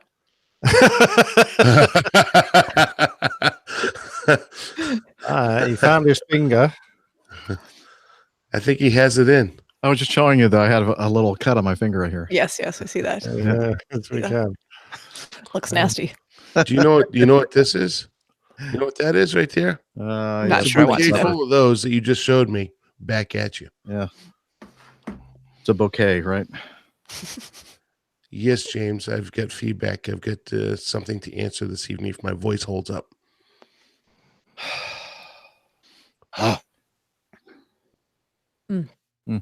You back then? Yes. How's the old internet holding up now? Well, it seems to be okay on my end. As they say. Yes. How's the hair holding up? It's getting thin. I just had a haircut. So I don't know. What do you think? It looks like it's getting thin. Looks good. Yeah, right. I think you need a jealous. little more of that blue rinse. I'm the only one on the crew that doesn't have hair. I have Keep lots. going. I have extra. Can I borrow some, please? Yes, I'd be happy to. It goes right there. I do donate my hair every couple of years. I don't be silly, Danny. You were born like that. Which is probably true. Yes. Very true. I've been contemplating shaving my head, but I think my head is just too damn big to be shaved. Yeah, I mean, my head would Is that such a thing? well, I would just look odd. I think that's what it would. I would look really weird with a big old head shaved. Only one way to find out. Yeah. Yeah, Do it. maybe I'll shave it before I go to Hawaii. There you go. Oh, get it tattooed. That'd be good. Oh, yeah. Yeah, that would go over well with my company. Are you gonna wear a hat? Yeah, aren't you? all the time. Acme would not be happy with that. Love it. I was flying with a guy. In this time of year when it gets a little cold, I usually wear a long sleeve shirt when we're using the uniform coat. And for some reason, it has this connotation for some people like, oh, this guy wants to be in management or something. And no, I don't want to be in management. But this guy I was flying with said, oh, no, these days, it usually means that you have tattoos on your arms that you're trying to hide. I went, oh. Interesting. Yeah. Okay, let me type something in the chat room to see. It says I'm disconnected. So, hello. Oh, looks like I'm back. Did you see that from me? Yep, came through. Highlighted it all. Okay. Highlighted. Yeah, it's highlighted. Because you're the king of the You're whole the boss YouTube man. experience here. I got a crown, huh? No, just yellow. Oh, okay. I don't see anything. But I guess mine. Yeah, it is highlighted there. Huh. Okay. Where Same color as your P shirt. You're about to talk about H. Yes. No, G, weren't we? No, Yeah, we I finished talked G. about it, G. yeah. That they Well, had, I don't know had how much we useful- talked about the voice recorder. You had said they were able to retrieve useful information. Yeah. Okay. What is there really to say other than, more than that, right? So hopefully we'll learn. They say in this article that they have retrieved at least 2 hours of cockpit voices. And of course, the flight only lasted for 15 minutes. So they covered the entire flight plus stuff before the crash. So, or It's before going to that be flight a started. difficult job for whoever transcribes that. I remember doing a board of inquiry. I was the chair for a mid-air collision. Very luckily, no one was killed, but we had to get the cockpit voice recorders of the incident aircraft transcribed, and we gave it to a young air traffic controller to do the job. And they really found it quite distressing because up to the point of collision, you suddenly get all these expletives and noise, and then there's the collision. And of course, luckily, no one died, but it could easily have been the other way. And of course, this was a very tragic ending. So I guess whoever has that job is going to find that quite difficult. Yeah. Well, hopefully we'll be able to learn something about what happened in that cockpit. Yeah. Okay. And then finally, item H. An ANA, All Nippon Airways Boeing 787-8, registration JA825 Alpha, performing flight 985 from Tokyo Haneda to Osaka, Itami in Japan, with 109 passengers and 9 crew, landed on Itami's runway 32 left, touchdown. The crew deployed the thrust reversers when both engines, they were Trent 1000s, rolled back and shut down. The aircraft rolled out with further incident, came to a stop about 2450 meters, 8,030 feet down the runway, and was disabled.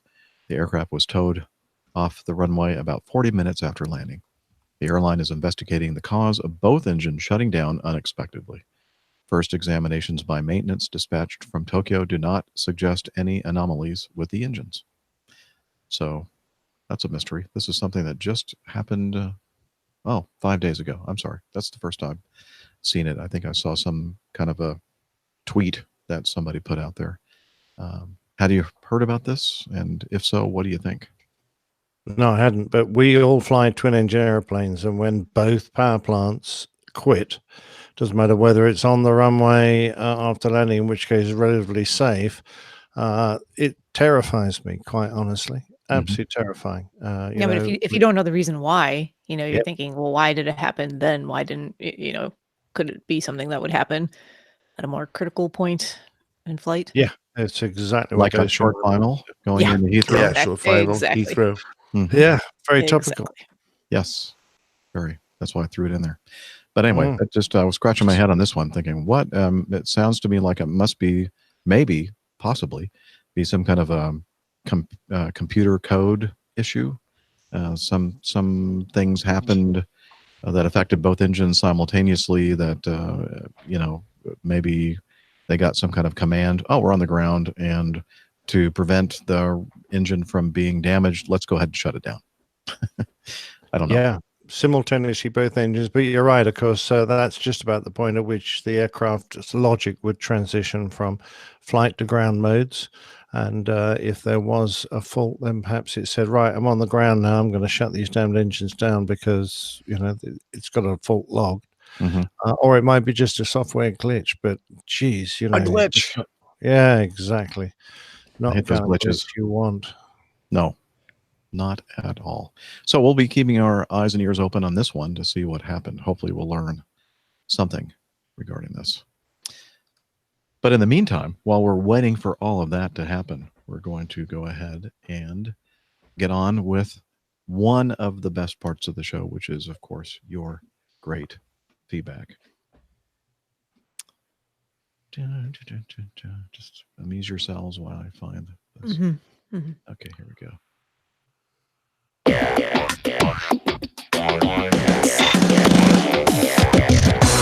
Captain, incoming message.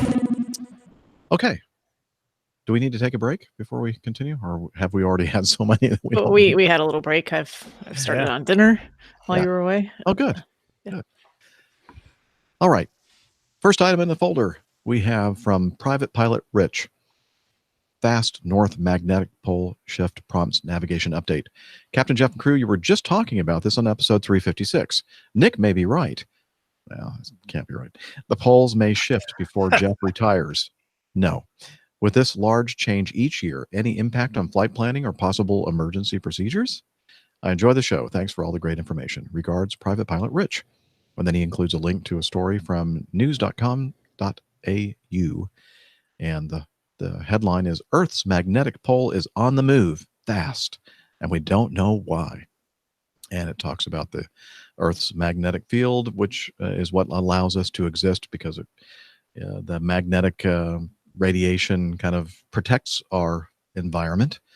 And the fact that this magnetic flow of stuff in the outermost layer of molten lava and whatever down there. I don't know. I'm not a scientist.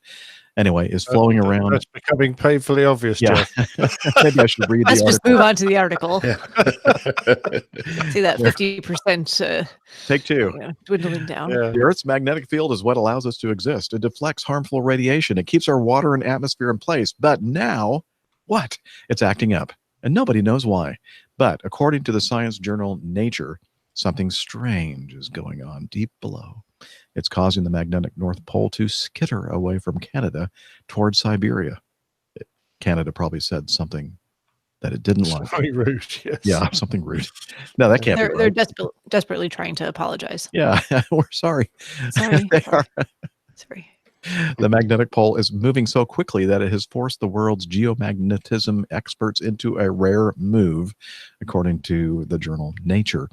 On January 30th, which is, of course, delayed now due to the U.S. government shutdown, the World Magnetic Model, which governs modern navigation systems, is due to undergo an urgent update. This model is a vital component of systems ranging from geopositioning systems used to navigate ships through ships. Let me read that one again. This model is a vital component of systems ranging from geopositioning systems used to navigate ships through to smartphone trackers and maps. I don't like that sentence. The current model was expected to be valid until 2020, but the magnetic pole began to shift so quickly, it was realized in 2018 that the model had to be fixed now. They realized it was so inaccurate that it was about to exceed the acceptable safe limit for navigational errors. And so it goes on. And so I started doing some research on geomagnetic pole reversal. And according to the Wikipedia, geomagnetic reversal is a change in a planet's magnetic field such that positions of magnetic north or magnetic south are interchanged, not to be confused with geographic north and geographic south. Yeah, magnetic and geographic. You know, the geographic is a fixed point. So what you're telling me is the Earth is not going to flip upside down. I don't when this think happens. so. According to this, the Earth's field has alternated between periods of normal polarity, in which the predominant direction of the field was the same as the present direction, and reverse polarity, in which it was the opposite. These periods are called crons. There have been 183 reversals over the last 83 million years.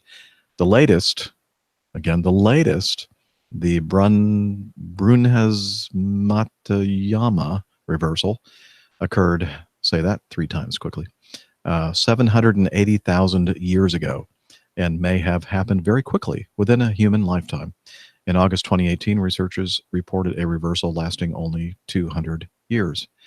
A brief complete reversal known as the Lachamp event occurred only 41,000 years ago during the last glacial period.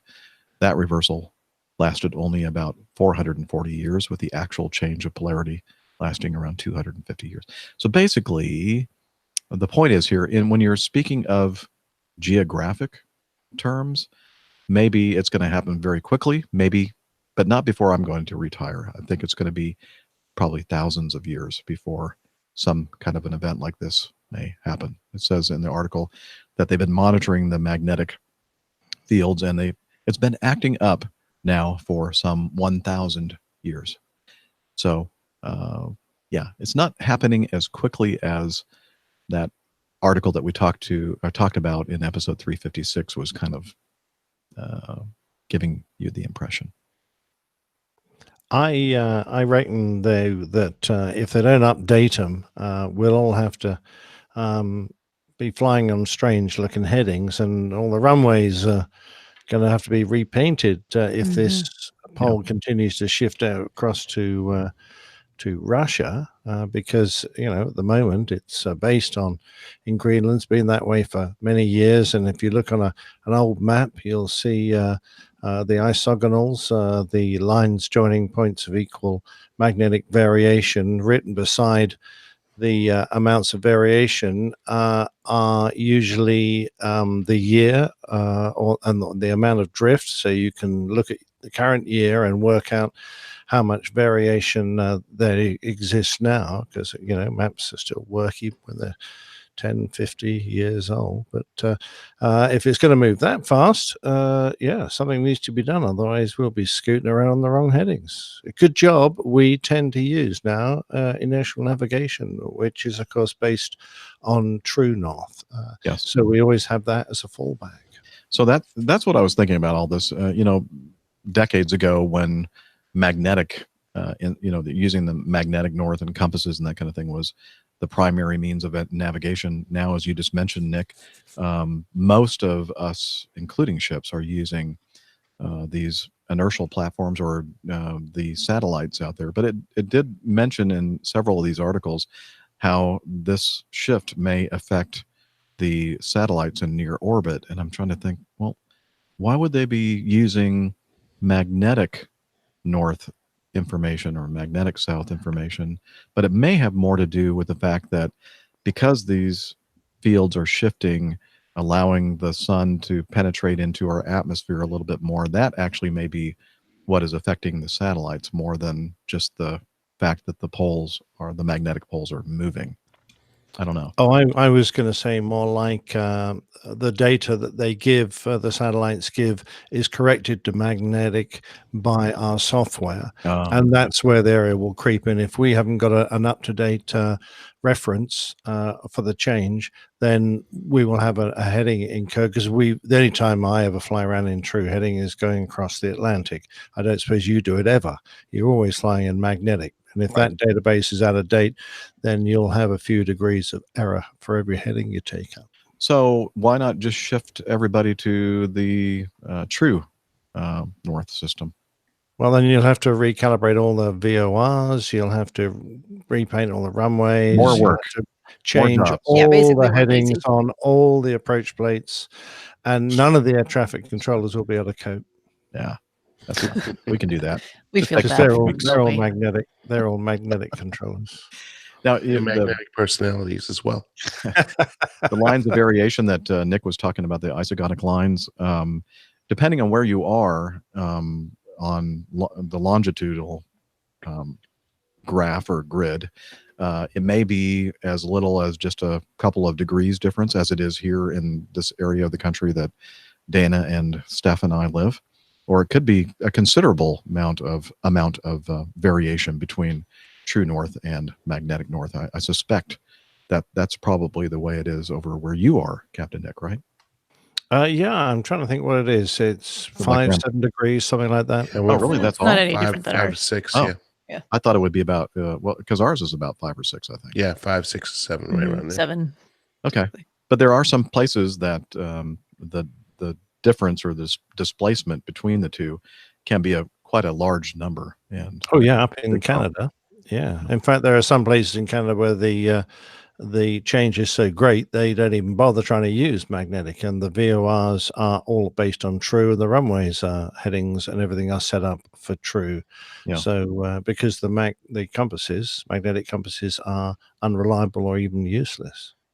Actually, 8 degrees closest to me.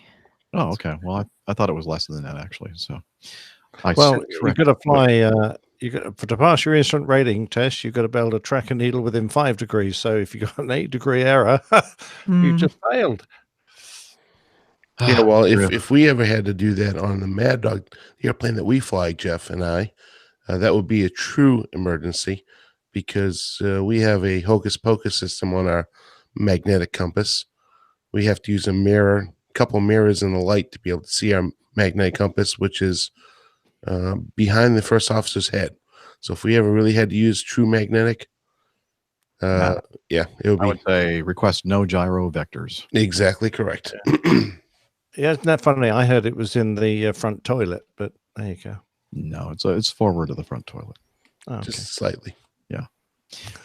Okay, because we don't want anything splashed on it. No, you have to wash your hands. Yeah. If you use it. Okay, let's move on to number 2. Speaking of number 2, Steve, Nice. how is Dana doing? Oh, even Number 2. even more important. Oh Lord. Oh man, Oy. I did not number these. It was Liz. It's Liz's fault. Hi guys, I have 2 questions. 1, it's been a while now since the momentous achievement of Dana transferring to the left seat. After a quiet start with not many trips coming his way, it seems that the trips have picked up lately. So I'm keen to hear, how is it all going, Dana? Are you enjoying life as a captain? Any insights and reflections you would like to share? Has it gone as you expected? Well, Steve, honestly, the reason why there's been an uptick in the amount of flying that I'm doing is because instead of me bidding reserve, I have been bidding an actual hard line, how we do it in PBS. So it's not a real hard line. It's more or less, I want to work these days and tries to award me trips. So anyways, with that, I've been able to actually put my information out on the Google Calendar. So I've been able to meet up with some more people. And I'm enjoying that aspect of it as well, being more active with the community. Now, as far as the actual being a captain now, I've alluded to it several times, and that is what I really enjoy about it, other than being the getting to fly with my favorite captain every day of the week, is more or less that I enjoy setting the tone. I like a positive tone at work. I don't. One of the biggest things I really didn't like as a first officer is flying with guys that always had everything bad to say about life. And I realize on this show I tend to be the guy that kind of nitpicks and tries to be the devil's advocate, but in reality, when I'm out there flying a line and setting the tone with both my first officer and my flight attendants and also the gate agents, and even to a larger extent as well, the ramp agents, when I go down and talk to them as well, I always try to engage everybody and always try to have an upbeat attitude and an upbeat way of dealing with everything. And I take time to think about any decision I make. So I really do enjoy that aspect of the job, and that's the reason why I'm flying more, is because I'm actually bidding the line. Because, well, frankly, a lot of senior guys on the airplane, they are currently bidding onto reserve because we weren't getting utilized a whole lot, and the reason why I wasn't flying. So a lot of the guys caught on to that and said, well, hey, why should I go to work every day while these junior guys sit around and do nothing when I can be the one sitting around? And that's what a lot of guys have been doing. So, Yep. in the reserve system isn't actual necessary evil. In the way I describe it, I used to describe it as being a substitute teacher, but that's not as accurate as being as think of a fireman. A fireman will sit around the firehouse waiting to get called to put out a fire. And that's what kind of reserve personnel an airline are for. If there's a cancellation, a reroute, an aircraft that's late, weather that becomes involved, or somebody calls in sick, or something's just not covered, then you need to have reserve personnel. So there are going to be times in which those reserve personnel are flying an awful lot, and then there are going to be times that the reserve personnel just don't fly all that well, all that much. And that was me for quite a long time. It was very enjoyable, nice break after coming through training. But yeah, I'm enjoying it. It's fun. It's very challenging at times. But also, Jeff had mentioned a long time ago that I wished that I had done, I had gone through the upgrade earlier. And, honestly, I don't have any reservations about going back to first officer if I have to. But the reality is that I do enjoy being in that seat, that person making the decisions, and that person that is ultimately responsible for everybody on the aircraft. It's a huge responsibility, and I enjoy that challenge. Excellent. Steve continues, I got a sense from comments made in other episodes that the outlook was a bit uncertain with the Mad Dogs going away. And I guess, Dana, you were perhaps not sure that you would be able to hold a captain position when it was time to move to other equipment. How's it looking at the moment? Would you, or apologies if I'm overstepping the mark, and it's a sensitive topic to ask, but I'm genuinely asking because I'd love to know, and that things are looking good ahead for Dana. Well, Steve, I've got to be honest with you. It is a sensitive topic because I am enjoying being captain, and my wife and I actually had this conversation a couple of days ago, so I could plant the seed in her mind as to where we're going to go next in career decision. The unfortunate thing is it's a moving target. It's many different potential issues here going forward. They are going to start to rapidly park the aircraft after this coming summer, and they have announced, not officially in a written form, but via a video recording as to what their intentions are with the next advancement that's coming out. Probably in the March or April timeframe. They're going to start to grow the West a little bit more, and they're going to grow the new C series or the A220 as well. And they're going to move some equipment back east from the West Coast. The problem is we don't know what the distribution on that's going to be, and they have come out and they said around 250 crews are going to be removed off the MD product in Atlanta, because that's the only base left. When they say crews, I take that to be complete crews. In other words, first officer and captain. So if you do the math, that's 500 crew members coming off and being moved to other equipment.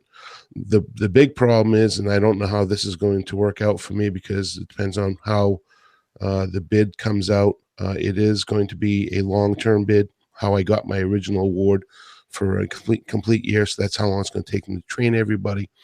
But if I do get booted off, which I'm about 120 from the bottom, roughly, and it's looking like the real unknown right now is that they are not advertising any new positions in Atlanta. So if that's the case, I'm going to be stuck with either a choice of, if I want to stay in the left seat, of having to commute to someplace like New York or Detroit, if I can even hold that. I know I can hold New York, which is a miserable commute, miserable, and I do not commute well, or I'm going to have to go back to first officer, and that's something I will have to throw to the gods when it comes out, because I'm just going to have to put it on my preferences, and who knows? I mean, there might be enough guys that bid off the left seat on the Mad Dog to decide they want to go fly the brand new CS or the A220. Might be enough, movement out of Atlanta of other guys that want to go do something else that maybe I'll be spared at the bottom. I don't know. There might be enough 717s that come back into Atlanta, although they're saying that it could be all three. It's going to be all three bases, Detroit, New York, and Atlanta. So I don't know if they're going to have enough positions, but in the big scheme of things in Atlanta, out of all the pilots, I am about 135, 140 from the complete bottom of all captains in Atlanta. So it's not going to take a whole lot for me to get kicked off. It is what it is. And I did have the conversation as well with my wife. And that is, if I decide to go to New York, which aircraft would I go to? And I had the unique opportunity to take a tour of the CS, or the A220, which ironically enough, when I walked on the airplane, in the front door on the paneling on the bottom, it says CS. Now it's an A220, but I got to step on the aircraft, look at the flight deck, look at the cabin, and it is truly a game changer. And I really agree with what everybody's saying about it. It looks like an amazing airplane to fly. So I wouldn't have too many reservations about possibly considering going to New York as a captain on it. But there's a lot of thought to go from here until March, April time frame. But more than likely, I would have to, if I put a percentage on it, more than probably 75 or 80% chance by this time next year, I will not be in Atlanta as a captain, or I'll be in Atlanta as a first officer temporarily. Okay. Yeah, because everything is going to improve in the long run. Yeah, it'll be a couple of years. Yeah, I imagine. Let's see. He says, I recently flew into Washington Dulles to spend a few days hanging out. Udvar-Hazy was amazing, he says. I landed on a Saturday afternoon around 2 p.m. and was shocked as to how quiet the airport felt. Most of the gates were not occupied, and there were very few aircraft movements. It really did feel like a ghost town compared to, say, San Francisco, which I route through regularly, which literally feels like it's at full capacity the whole time.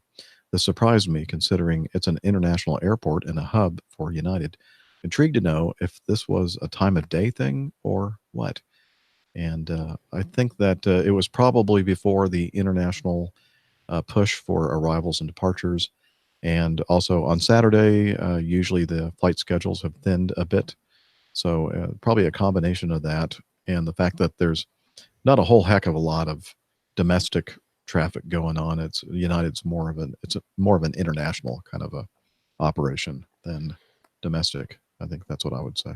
Yeah, my question on that was going to be which terminal, because yeah, the terminal that we're on is mostly international. You won't see a whole lot of domestic airplanes, and even with the United being over there, if you're over in the other terminal, they do have a lot more activity. And I agree with you, the schedule's probably pulled down quite a bit, and the the operation there is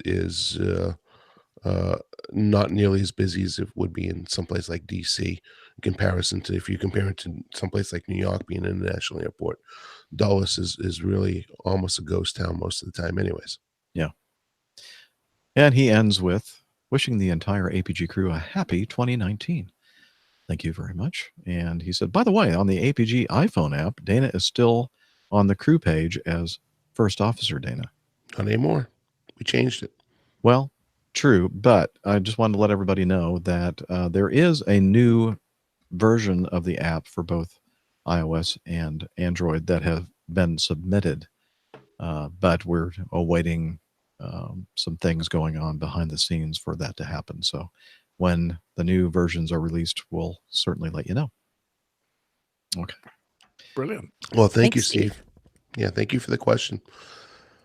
All right. Hope that answered it. So is Timo still in the chat room? Because I'm not getting the chat room anymore. So I haven't seen him for a while. Okay, well, I hope he's still there. If not, he'll hear this when he listens to the published version of the show. He writes, hello, Captain Jeff. Hello, APG crew. This is Timo, your German listener from Japan again. I've returned to Japan this week and wanted to send you some feedback about my training experience in St. Augustine, which turned out to be way busier and more dramatic than I expected or hoped for. Weather, maintenance, and a government shutdown would be the perfect summary for it. My apologies that I couldn't give you an intermediate update, but flying was so much fun as it was exhaustive. With 11:38 He's talking about the length of his audio. It's a little bit long, but if you have time to spare and feel that it would add meaningful content to your show, feel free to play it at your convenience. You'll also find a transcript down below. Okay, he gave us a transcript of what he says in the audio. Also, I prepared a little care package for you with a Japanese brewed IPA and some sweets from Japan, which I will send to you shortly. Therefore, I wanted to ask, do you check your P.O. box recently? I actually went there today. I've been going a little bit more often, Timo, probably once a week. But hey, here's some advice for you. If you send something to the APG P.O. box, send me an email that says, "Hey, I sent something to the box. Go check it." that would help me. And maybe send it again a week later. What are you saying? I'm just that's what you would have. That's what I would need. Yeah, I'm just saying, like a constant reminder, or more than one reminder. I think is a good idea. What you mean? Send the API. Send the IPA once and then send it again. That's a good idea. I like that idea more too. IPA, yeah. Yes. So let's see. He says you can share the chocolate with your family, or if you meet other members. No, I'm not going to read that. Okay, it's all for me. He says. So if any of the other crew try to claim anything, tell them sorry. It's all meant for Captain Jeff.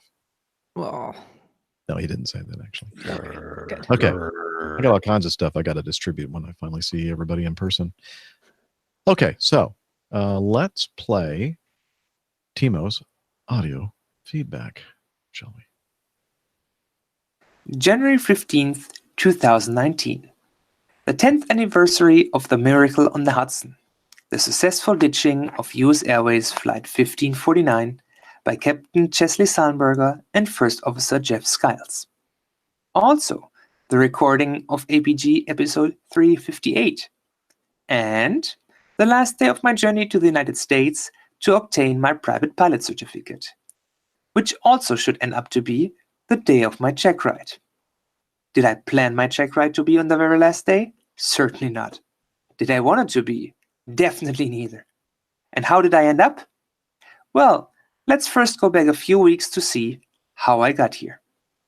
On December 12th, 2018, a young, I turned 30 last year. A growing up German infected with the aviation bug and the APG syndrome, that would be me, made his way to St. Augustine, Florida for 5 weeks to fulfill his lifelong dream of obtaining his private pilot certificate. 5 weeks, that is 4 weeks to get my license and 1 week of buffer and for flying afterwards. Well, at least, that was the idea. Little should naive me know how fast plans in aviation can change. Right from the beginning, things seemed to have turned against me, as the Sunshine State did not live up to his reputation, and 15 minutes before my first scheduled flight lesson, bad weather turned the airport IFR. First lesson cancelled. The following 2 days, it should continue to rain cats and dogs, so there was no flying either. And this was what I made the trip around half the globe for? Good thing I had that buffer. Unfortunately, neither weather nor maintenance stayed in my favor for long, and my training was set back by another 3 days. So within the first 10 days, most of my buffer was virtually eaten up. Still, we scheduled my check ride for Friday, January the 11th. This would be a tough schedule, and doubts started to rise if I would be able to finish my training by then. But at least I still had 4 days reserve if I shouldn't pass my check ride. On December 20th, one of those bad weather days, I got rid of my written exam. One item less to worry about. A day later, December 21st, it would become clear that the US government would be shut down, and from December 22nd, written exams were no longer taken. Luckily, check rides conducted by DPEs were unaffected by the shutdown, and since I did take my written before the shutdown, that would be no factor. Lucky me. Or at least, so I thought. Finally, weather started to get a little bit better and continuously better, and on December 25th, Christmas Day, I got the best Christmas present so far ever. But listen for yourself. St. Augustine Tower, Cessna 5165 Bravo. Merry Christmas again. Holding short, runway 31, first solo ready for departure. 5165 Bravo, St. Augustine Tower, runway 31, left traffic, clear for takeoff. Merry Christmas.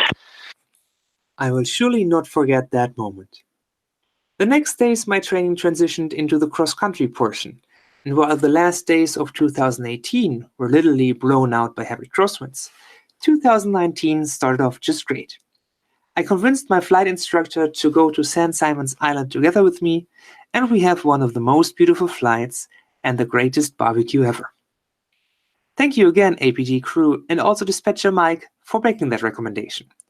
People at the FBO at St. Simon's were also very helpful and friendly, and I can only suggest to visit St. Simon's for great flying. Fully eaten up, and now with a little bit more nose-heavy center of gravity, we make our way back to St. Augustine for the night cross-country portion. The Sunshine State finally lived up to its reputation, and we get to catch up on my training as my check ride came closer and closer. The last hurdle for me was crosswind landings. Being told to never let the ball go out of center on final turn, but then shortly after deliberately bringing it out of center and pushing the rudder all the way to the floor somehow messed with my brain. It took some time and some frustration, but when it finally clicked, it actually became fun. So I was good to go, and on the evening of January the 9th, 2 days before my check ride, my flight instructor and I finished my paperwork and did the IACRA portion, which is when everything should change, as my written exam test could not be associated with my account. This is an issue. As I am blessed with 2 first names, middle names do not exist in Germany, our first guess was that there was a problem with that. But since it was already late, there was nothing we could do about it that day. So the next day, 1 day before the check ride that is, after a lot of phone calls, we found out that there was not an issue with my name, and my test results actually made it to the FAA.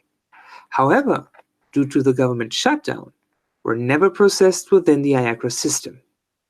As a result, everything needed to be done by hand. The application for the airman certificate, the temporary certificate if I should pass, and also the outcome of the test that has to be reported to the FISTO. It's back to the old days. And the DPE I was scheduled with wasn't too fond of that idea, and ultimately cancelled the check ride the day after. Surely, you can't be serious. There I was, 5 days remaining on my trip without a check ride. Now, not only did we have to find a new DPE, but also one that was available within the next 5 days. My nerves were blank. All the efforts, good for nothing. And it's entirely out of my control. Nothing I can do about it. Roller coaster that I went through, we did find one gentleman that would take a longer drive to come to St. Augustine and would be available on Sunday the 13th. Said and done. Taken. 2 extra days to practice and to work on the finer points, and 2 days reserve if things should go south. Great. My instructor and I, we head right for the airplane, clear prop, and nothing. The starter went bad. So no flying for the entire day either. Well, I guess good that the check ride was rescheduled. So we jump to January 13th, day of the check ride. The order is straightforward, and we're done after just an hour. My DP is happy, and so am I. However, as we're about to prepare for the flight, a tough update comes in. Temporary ceiling drop, showers and rain in the vicinity. Visibility also decreasing.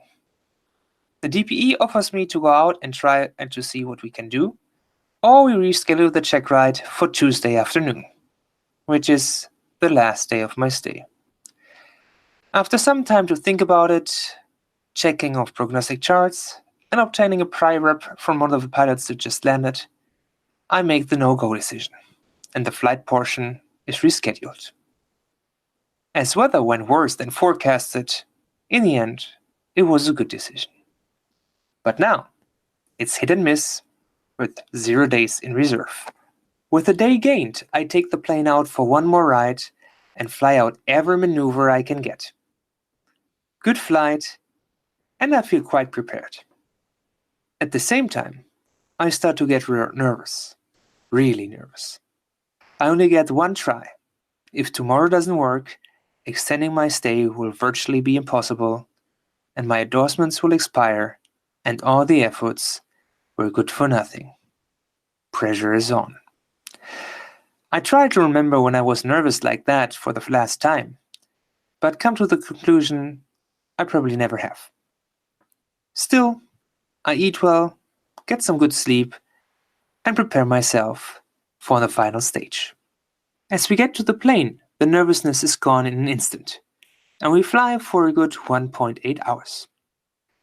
After we touch down for a last landing and taxi off the runway, I get a sensation of fulfillment.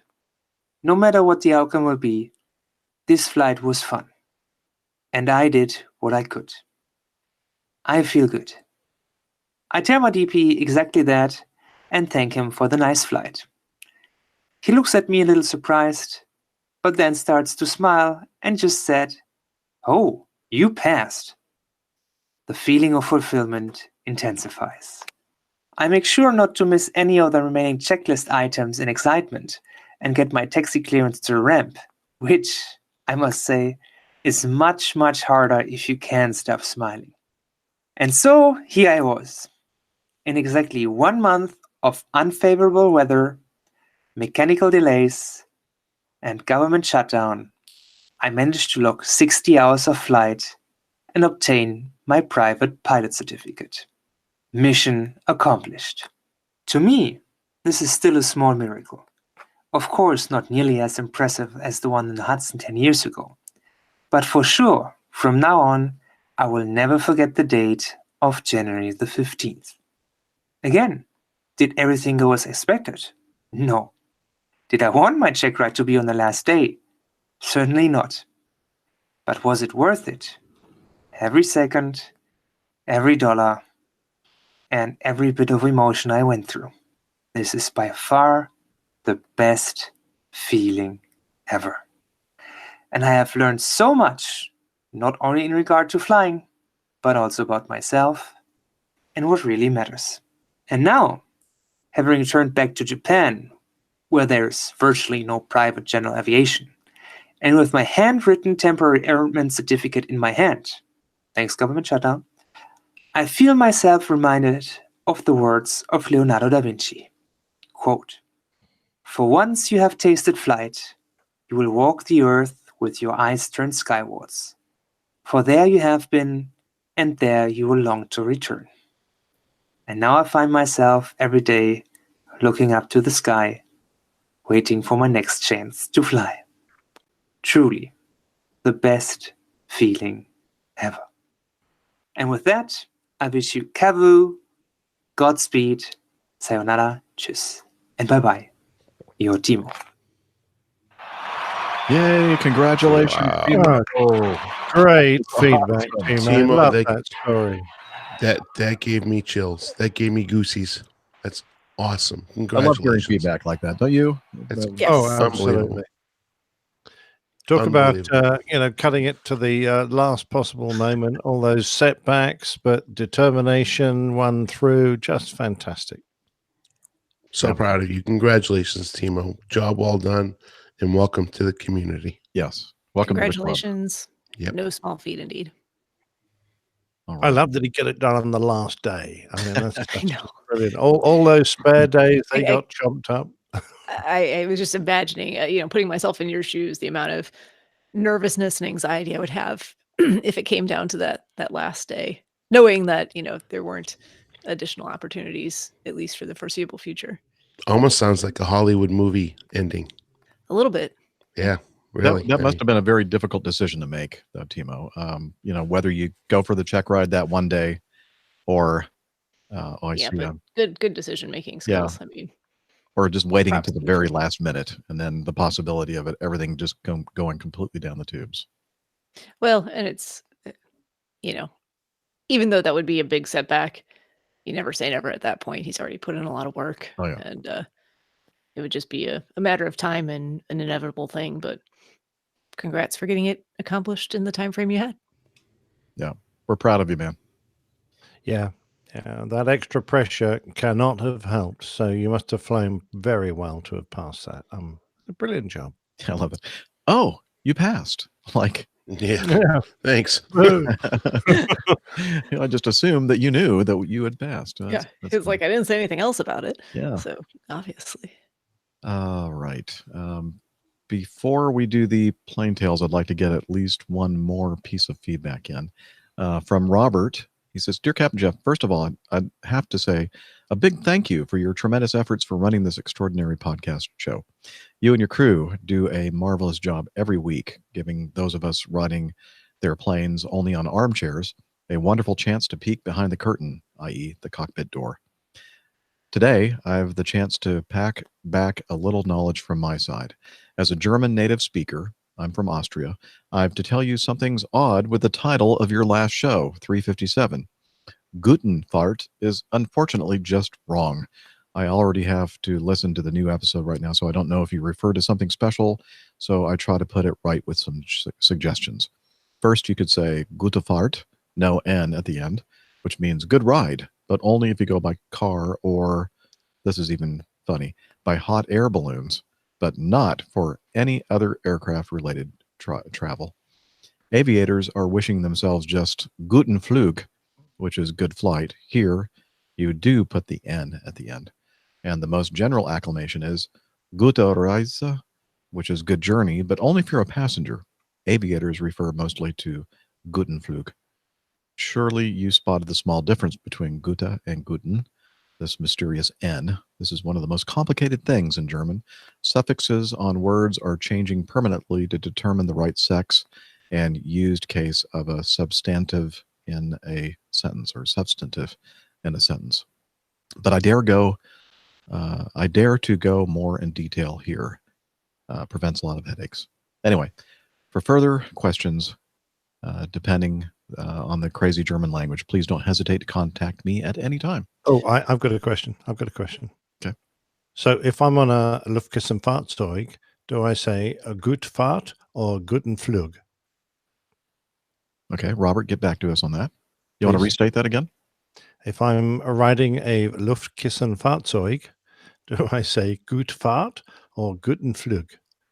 And what is a Luftkissenfahrzeug, or whatever you just said? Luftkissenfahrzeug is a kind of made-up name for a hovercraft, because if you ask most Germans, they'll just say hovercraft, having stolen the word from the English. Oh, darn them. Yeah, thieves. Word Well, thieves. it's not a car, it's not a hot air balloon, so You know what happened?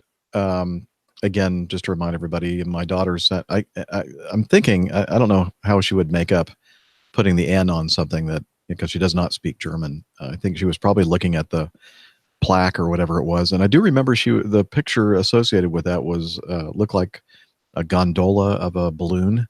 And, but I don't know, maybe they made a mistake at the museum.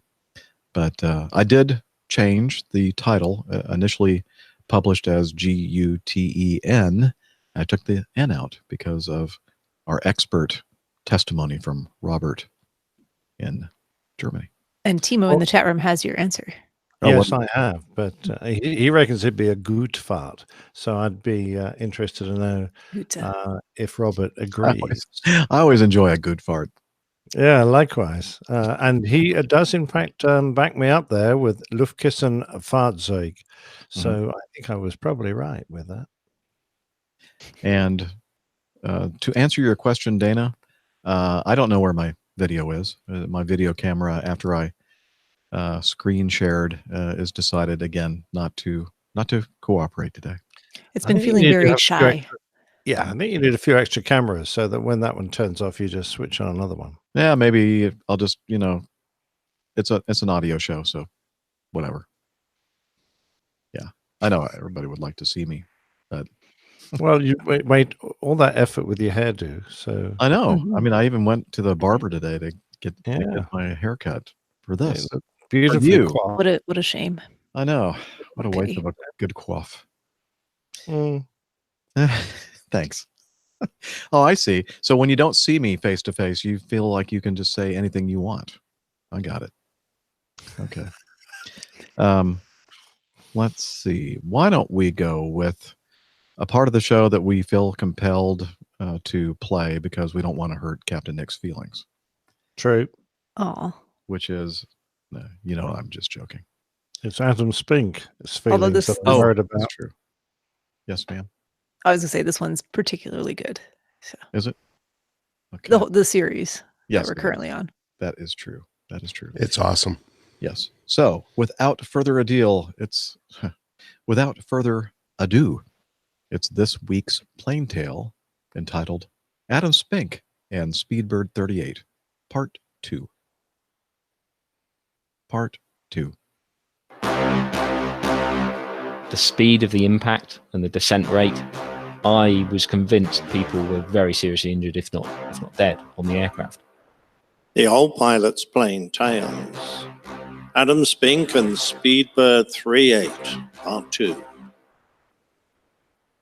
So we're 10, 20 odd minutes past the incident. What did it look like out of the window now? So out of the window, there's this BA 777 with all the slides out on its belly, just at the beginning of the runway.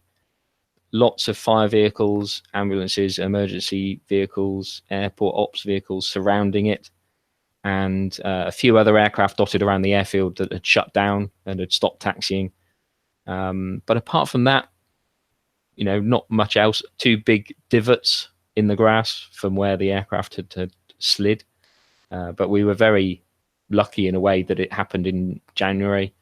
It hadn't been particularly cold in the UK for the previous week or so it wasn't frozen ground. The ground, we'd had a lot of rain, so the grass was very soft, which obviously absorbed the impact, which was made for a very good outcome for everybody.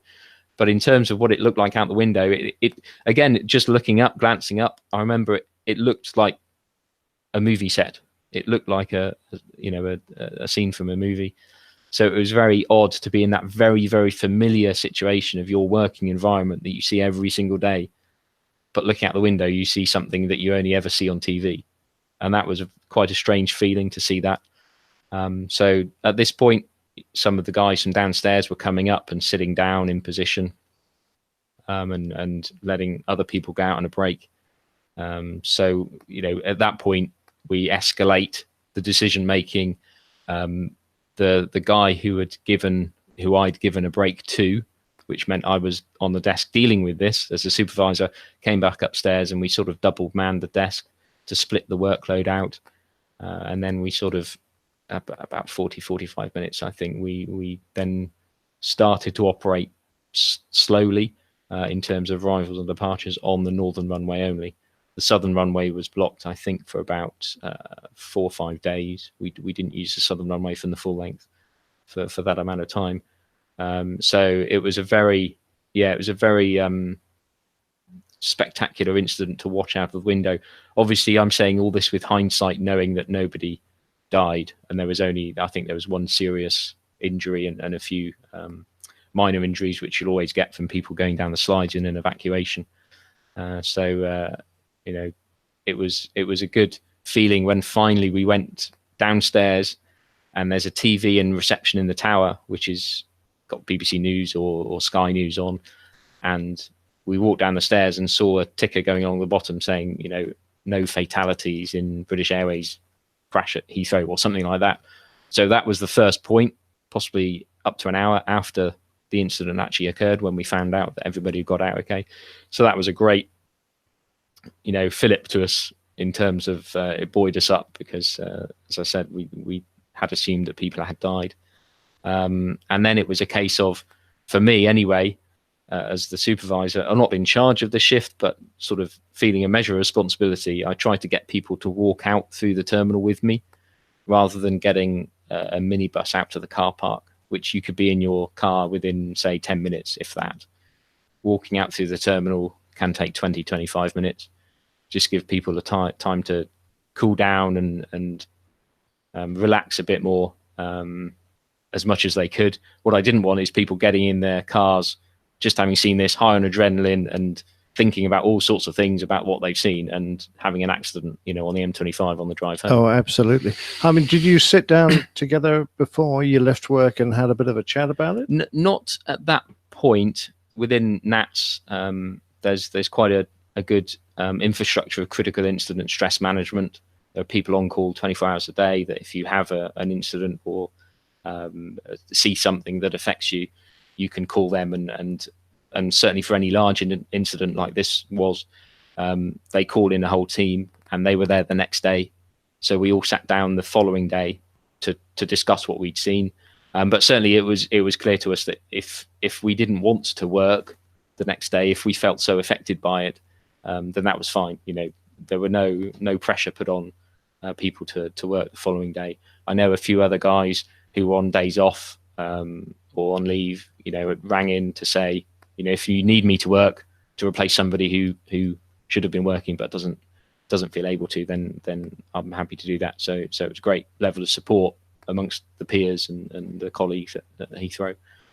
So we went through a stress management session the following day, which was really interesting. Actually, we all sat around in a circle and just described what we had seen, what we could remember seeing, and probably 12, 13 people. Everybody had a different story or saw something different, or and everybody together, then we could piece together a fuller picture for us all. So I think that helped a lot of people sort of reconcile what they had seen. Thinking back to the reaction of the controllers and the way they conducted their job there, sitting on the desk, particularly the tower approach controller whose lane it was, aircraft it was that crashed. How about their performance? Oh, the reaction was almost instant. As I said, the controller could see that the aircraft was in trouble and was effectively going to crash just before the Mayday call came out. So he was already reaching for that crash button when the aircraft hit the ground. The aircraft hit the ground, came to a rest, and one of the pilots actually came on the ATC frequency. Mr. Captain, this is an emergency. Evacuate. Transmit on ATC, sir. Flight service on the way. And said, this is the captain, evacuate. I believe he did that by mistake because he hadn't switched the PA across. It's an easy thing. And no criticism for the pilot there at all. In a way, it helped because it told us that there was a member of the flight crew there and understood what was happening, and we knew that they were about to evacuate. So the controller went straight back in and said, that's transmitted on ATC. So it then warned the flight crew that they needed to flick the switch and do the PA. The crash call went on from the controller. And then, as I said, for the next probably 10 minutes or so, it's constant radio and telephone coordination. So in our ATC headsets, if we can be on the phone and on the radio at the same time. So what we hear on the radio comes in one ear, what we hear on the telephone comes in another ear. So I've listened to the tapes and the controller, there are people talking in each ear and he's responding to each. So he's maxed out, but he did a fantastic job of reacting incredibly quickly to this situation that occurred with very little warning. And as I said, it's in that situation, it's very easy to get sucked into dealing with what you can see immediately out the window and almost losing track of what's coming down the approach, what you're being delivered from radar. So he had the presence of mind of sorting those 2, 3, 4 aircraft out and simultaneously coordinating with the approach radar to switch those and then stop any more aircraft coming in. The control and the team up there as well. I was very lucky. The performance of I say lucky. I was very pleased with the performance of the guys. That they made my job very easy because they sorted it all out themselves. Yeah, I think we can say that their professionalism really shone through. Oh, definitely. Yeah. We've got to the point where you have disappeared. Now, I'm just curious. When I was in the Air Force and whenever there was an incident, if I was the duty pilot in the tower, as soon as there was any hint of an emergency, some very senior officer would normally come rushing up to the tower and try and take control. None of that happens. No, I mean, so there's nothing like that, but certainly the senior management that were there at Heathrow Tower for support if we needed to, and obviously they've got their own responsibilities in terms of escalating decision making and coordinating with their opposite numbers at the control center at Swanwick. But it's very clear that the supervisor is in charge of the operational control tower ops floor, as it were, the controllers and the assistants at the time. So I'd never felt any pressure in terms of what decisions should be made. So no one second guessing you or breathing down your collar. Well, that's brilliant. It's just the way it should be as well. Looking back at it, those first vital minutes after the incident, were there any major lessons learned? It sounded like it went, just like a perfect simulator sortie. In a way, it did. As I said, in terms of the effect on air traffic control, I know it sounds almost facile to say so, but the effect on ATC was the same with this crash, effectively, on the end of the runway, as it would be if an A330 landed and burst a tire on landing. It blocks the runway, full stop. It blocked it in a far more spectacular manner, but it just blocked the runway. We train for a blocked arrival runway all the time. It's one of the main things we do in our refresher training every year. It's what we test our trainees on before they validate. So it's make the current situation safe, i.e. make the crash call if necessary. It's sort out the next 2 or 3 on approach. It's coordinate with radar to inform of a change of runway or to stop aircraft coming off the stack downwind and onto final approach.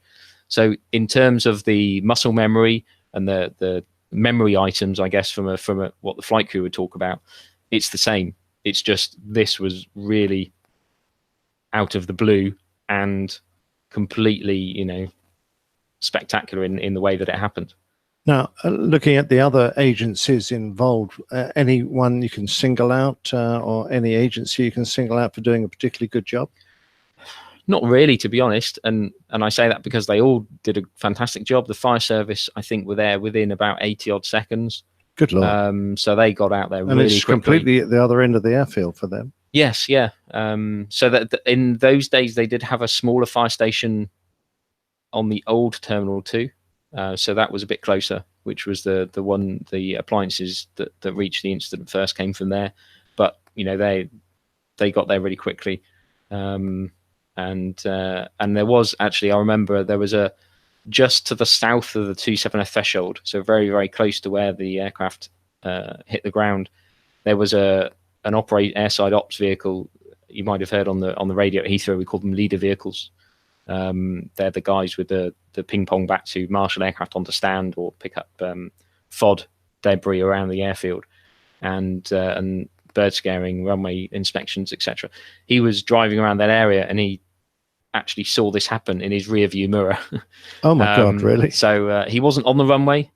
He was just on the adjacent taxiway, but he was heading away from the runway, and he sort of looked up in his rear view mirror and he saw this crash happen behind him. So he immediately turned around. And the one difficulty, I guess I'd say that the ATC faced was the sheer number of vehicles calling up for runway entry clearances, and they would all call up individually. It's a balancing act. We want vehicles to call up ATC for permission to enter the runway. We don't want vehicles just driving on willy-nilly. But in this situation, that training that we've ingrained to the drivers at Heathrow and obviously any other airport around the world, that you must call ATC for permission to enter the runway, actually increased our workload, certainly for that controller, because every single vehicle was calling up for a runway entry clearance. And the controller was having to spend a lot of his time just broadcasting entry clearances, which took up a lot of his radio and thinking time. Right. But all the emergency services responded really quickly. The airside ops responded quickly. And then even later on that afternoon and for the following few days, all the airlines, certainly those based at Heathrow, so British Airways, Virgin, Aer Lingus, they did really, really well actually in terms. So the runway configuration we ended up with was we used 27 right, the northerly runway for arrivals, and then the southerly runway from a intersection further down for departures. So they would enter the runway about a third the way down the runway with the Mike, which was the aircraft that crashed, behind them on the threshold. And that distance off the top of my head is something like 2,200 meters.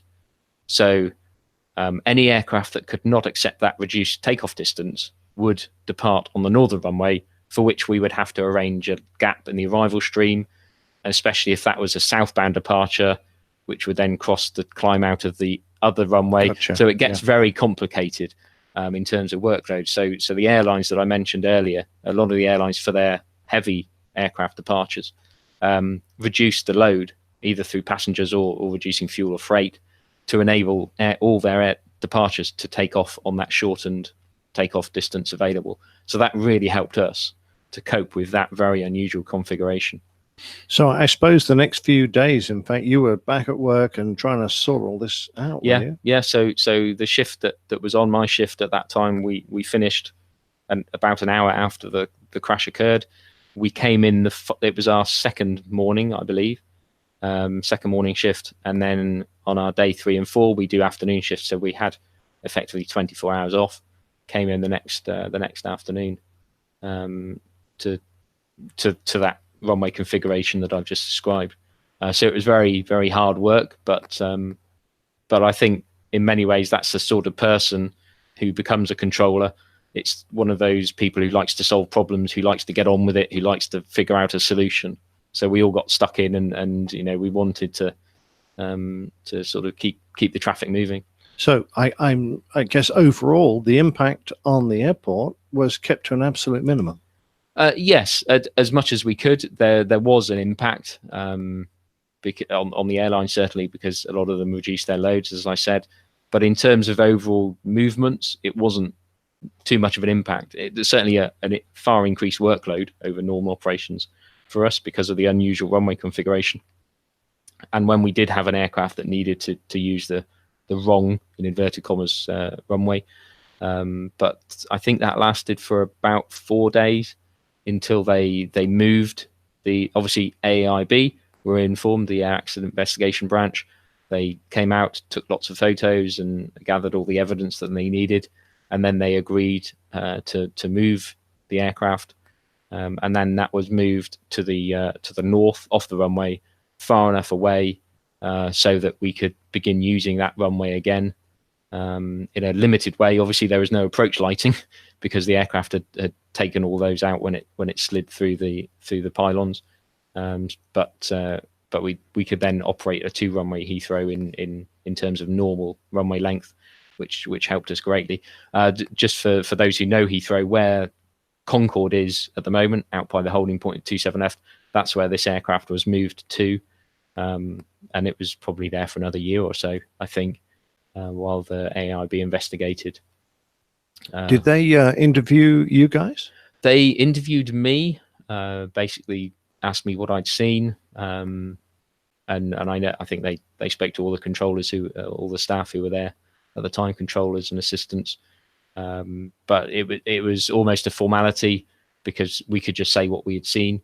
We pointed them in direction some of the cameras that both we and the airport have, mainly for monitoring stand occupation, but they might have had footage depending on where they were pointing at the time.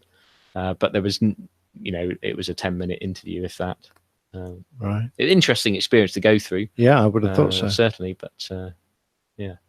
Now, looking back on it, what's the biggest thing that sticks in your mind? I think it would be just going back to that point about don't get too sidetracked by what you're seeing out of the window. If you reduce an incident to its constituent parts, it's for ATC, it's a block runway. There's no need to panic. You just you've done it hundreds of times in your training. You thought about it. You've theorized about it in your brain hundreds of times. It's a set of actions that we follow. So if you just do that, follow those actions, then you can't do anything more. as long as you follow them, in the right order and keep calm. And very much, I know you said on the podcast quite a few times, you sit on your hands for a bit. You don't overreact. You just take a few seconds to think about what you're going to do and then do it. Enormous thanks go to Adam for his insight into this fascinating incident, and thanks also to the National Air Traffic Service for their permission to publish this interview. Good stuff. I can't wait to hear the part 3 and the perspective from the cockpit. All written and done, and you can get a preview in our Evernotes because I did that actually earlier today, and that's the story of the incident itself from the aircraft's point of view and the crew, and more importantly, the technical aspects of why they had a double engine failure. They called it a rollback because the engines didn't actually fail. They just came all the way back to just above flight idle, which was giving them very little power. But that's interesting in itself because we've seen it from Adam's point of view, and now let's take a look from on board the aircraft. Oh, sure. Can't wait to hear it. Amazing. Oh, you're back, Jeff. Well done. I am. I unplugged and replugged and did all kinds of things. I've been busy trying to figure out how to get this thing to work again. See, this is what happens behind the scenes during Plain Tales. Oh, well, you're never going to know. But now that those two are out of the way, I just wanted to say again, I know I said it earlier, but thank you very much indeed, Adam, for telling that story. It was fascinating. The first time I heard that Adam had been on duty that day, I thought, I've got to get the story. And it took us quite a while to actually hook up and get it done. It was after we'd both been down to the National Air Traffic Service Center at Swanwick for a training day. I was down there representing or being kind of an airline pilot, and the controllers were doing one of their flight safety and training days. And on the way home, I managed to persuade Adam to pop in and have a cup of tea, and we recorded it then. So that I was so pleased that Adam found time, and he is a great storyteller. I had to make so little input to pull the story out. He obviously has it right in his head. I don't know how many times he's replayed that movie in his head. I suspect quite a few times over the 11 years between the incident and now. I'm sure that's one of those things that your mind records those events like it's a movie. Oh, so absolutely. It's always there to access and look back on a lot of the details that you might otherwise not remember or pay attention to. Yeah, absolutely. And, I just thank him very much indeed for giving up his time and for being such a good storyteller. That was brilliant. I really enjoyed it. And to be fair, in a wonderfully understated, perhaps slightly English gentleman way that he has, that, he didn't make a big thing out of anything that anyone did. And it was just all part of their job. But God, we know better. We know that their control tower, the officers on duty, did a fantastic job that day. It's the job you train for, but the one you don't want to have to do. Oh, absolutely. Yeah.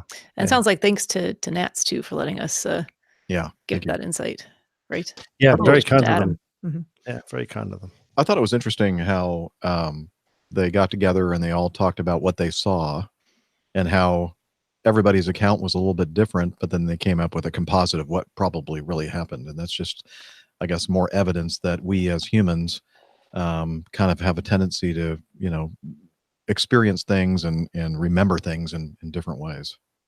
Oh, I think that's been well proven, isn't it? Because that's one of the reasons that eyewitnesses are actually very poor at giving realistic evidence, because our mind often fills in the blanks for us, and what we think is a true memory is actually created for us by our mind to explain details we have missing.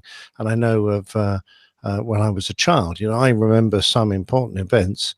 And actually, I thought I was there, but as it turns out, those events have been created in my childhood memory because people have told me about them so many times, and it turned out that wasn't actually there.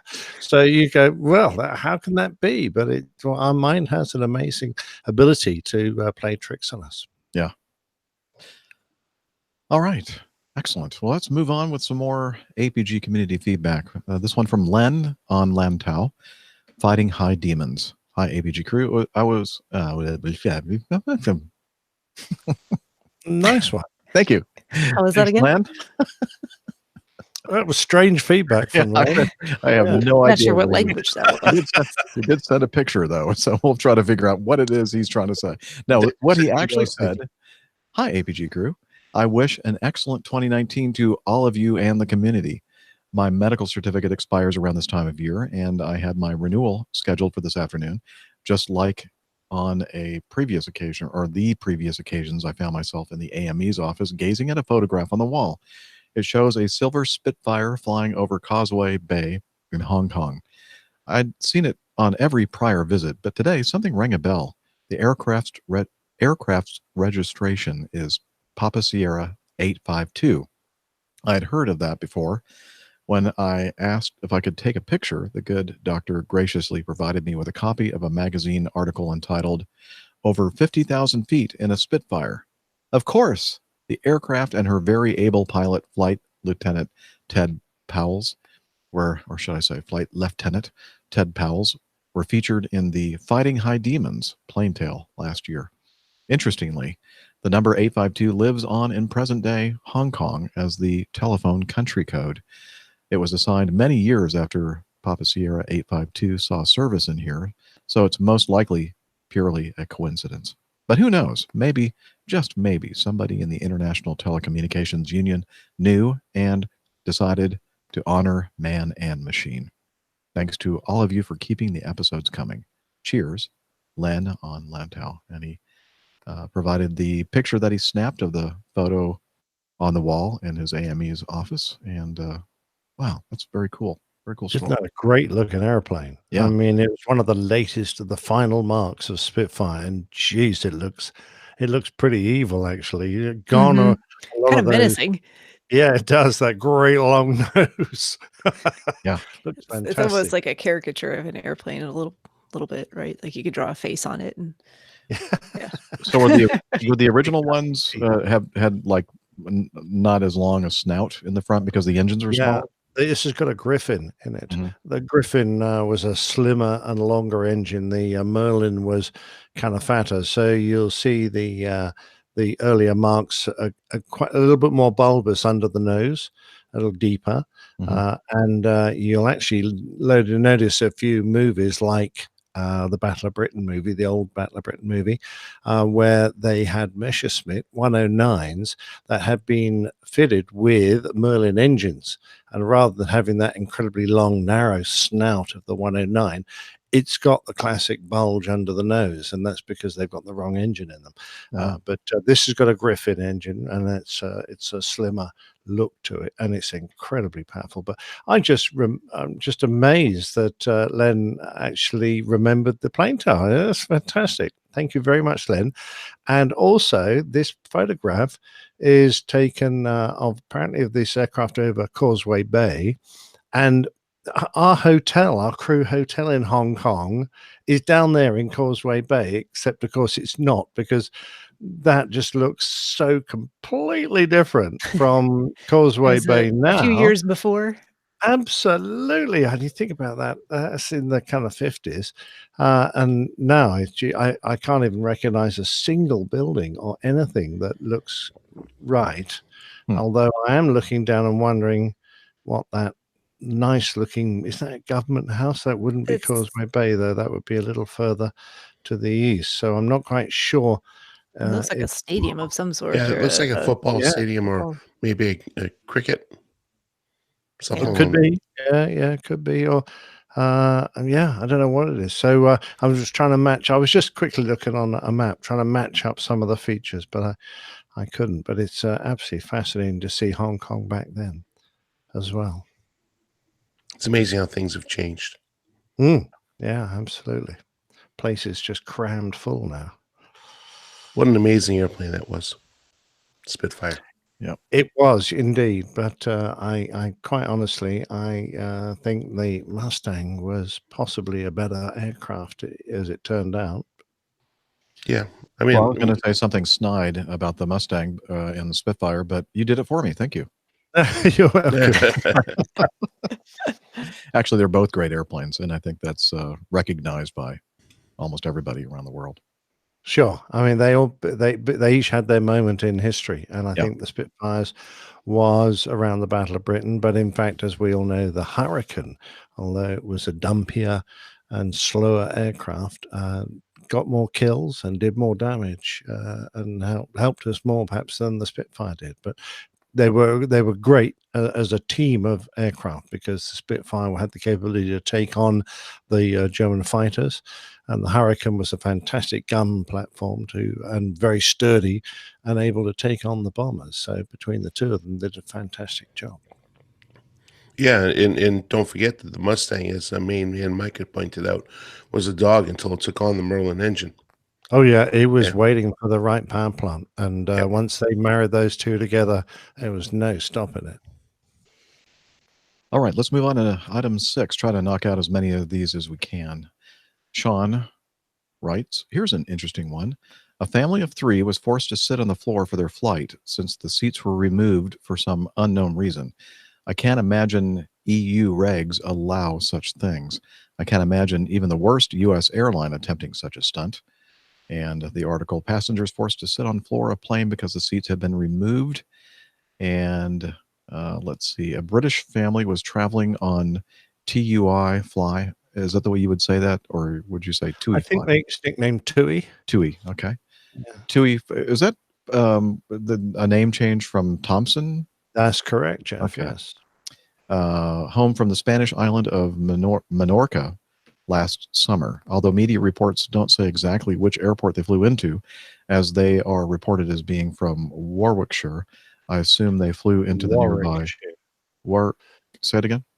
Warwickshire. You don't say the second W. Warwickshire. There we go. There you go. Of course. Why would you pronounce it? Why would you have it? Why would you pronounce the first one? That's what I'd like to know. Anyway, Warwickshire. I assume they flew into the nearby Birmingham airport, which TUI flies to from Menorca Mahone Airport seasonally over summer. The family, 2 adults and their 10-year-old daughter, was issued with boarding passes for seats 41, D, E, and F. The problem? There were no D, E, or F seats installed in that row, only an empty space where the seats should have been. There was only one spare seat on the plane, which the child was reseated in. The parents were told to use jump seats for takeoff and landing. During the flight, as the crew needed the space in the galley to conduct meal and duty-free services, the family was told to sit on the floor in the back row, in the space where their seats should have been. I have a picture of them sitting on the floor. They look so happy Yeah. to be on this flight. TUI has apologized to the family and handsomely compensated them for their inconvenience after they went to the press, much more than the cost of the flight, and said that a last-minute aircraft swap caused the error. Now, a bit of detective work suggests that the plane that operated their flight would have been operated by a Boeing 757 rather than the expected Boeing 737, as TUI flies. 737s do not have 41 rows.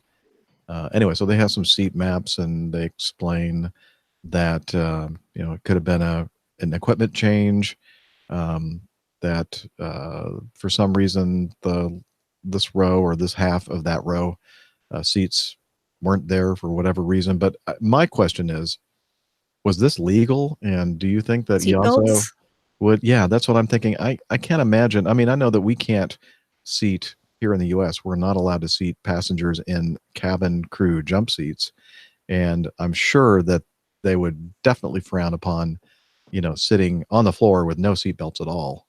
What do you think, Captain Nick? Well, we are allowed to put companions, certainly, and work colleagues in the cabin crew jump seats. And they are officially passengers. They're not part of the crew. So that is legal and allowed in our rules, our company rules, and obviously in the rules from the CAA, because those seats have got a harness and they're perfectly usable.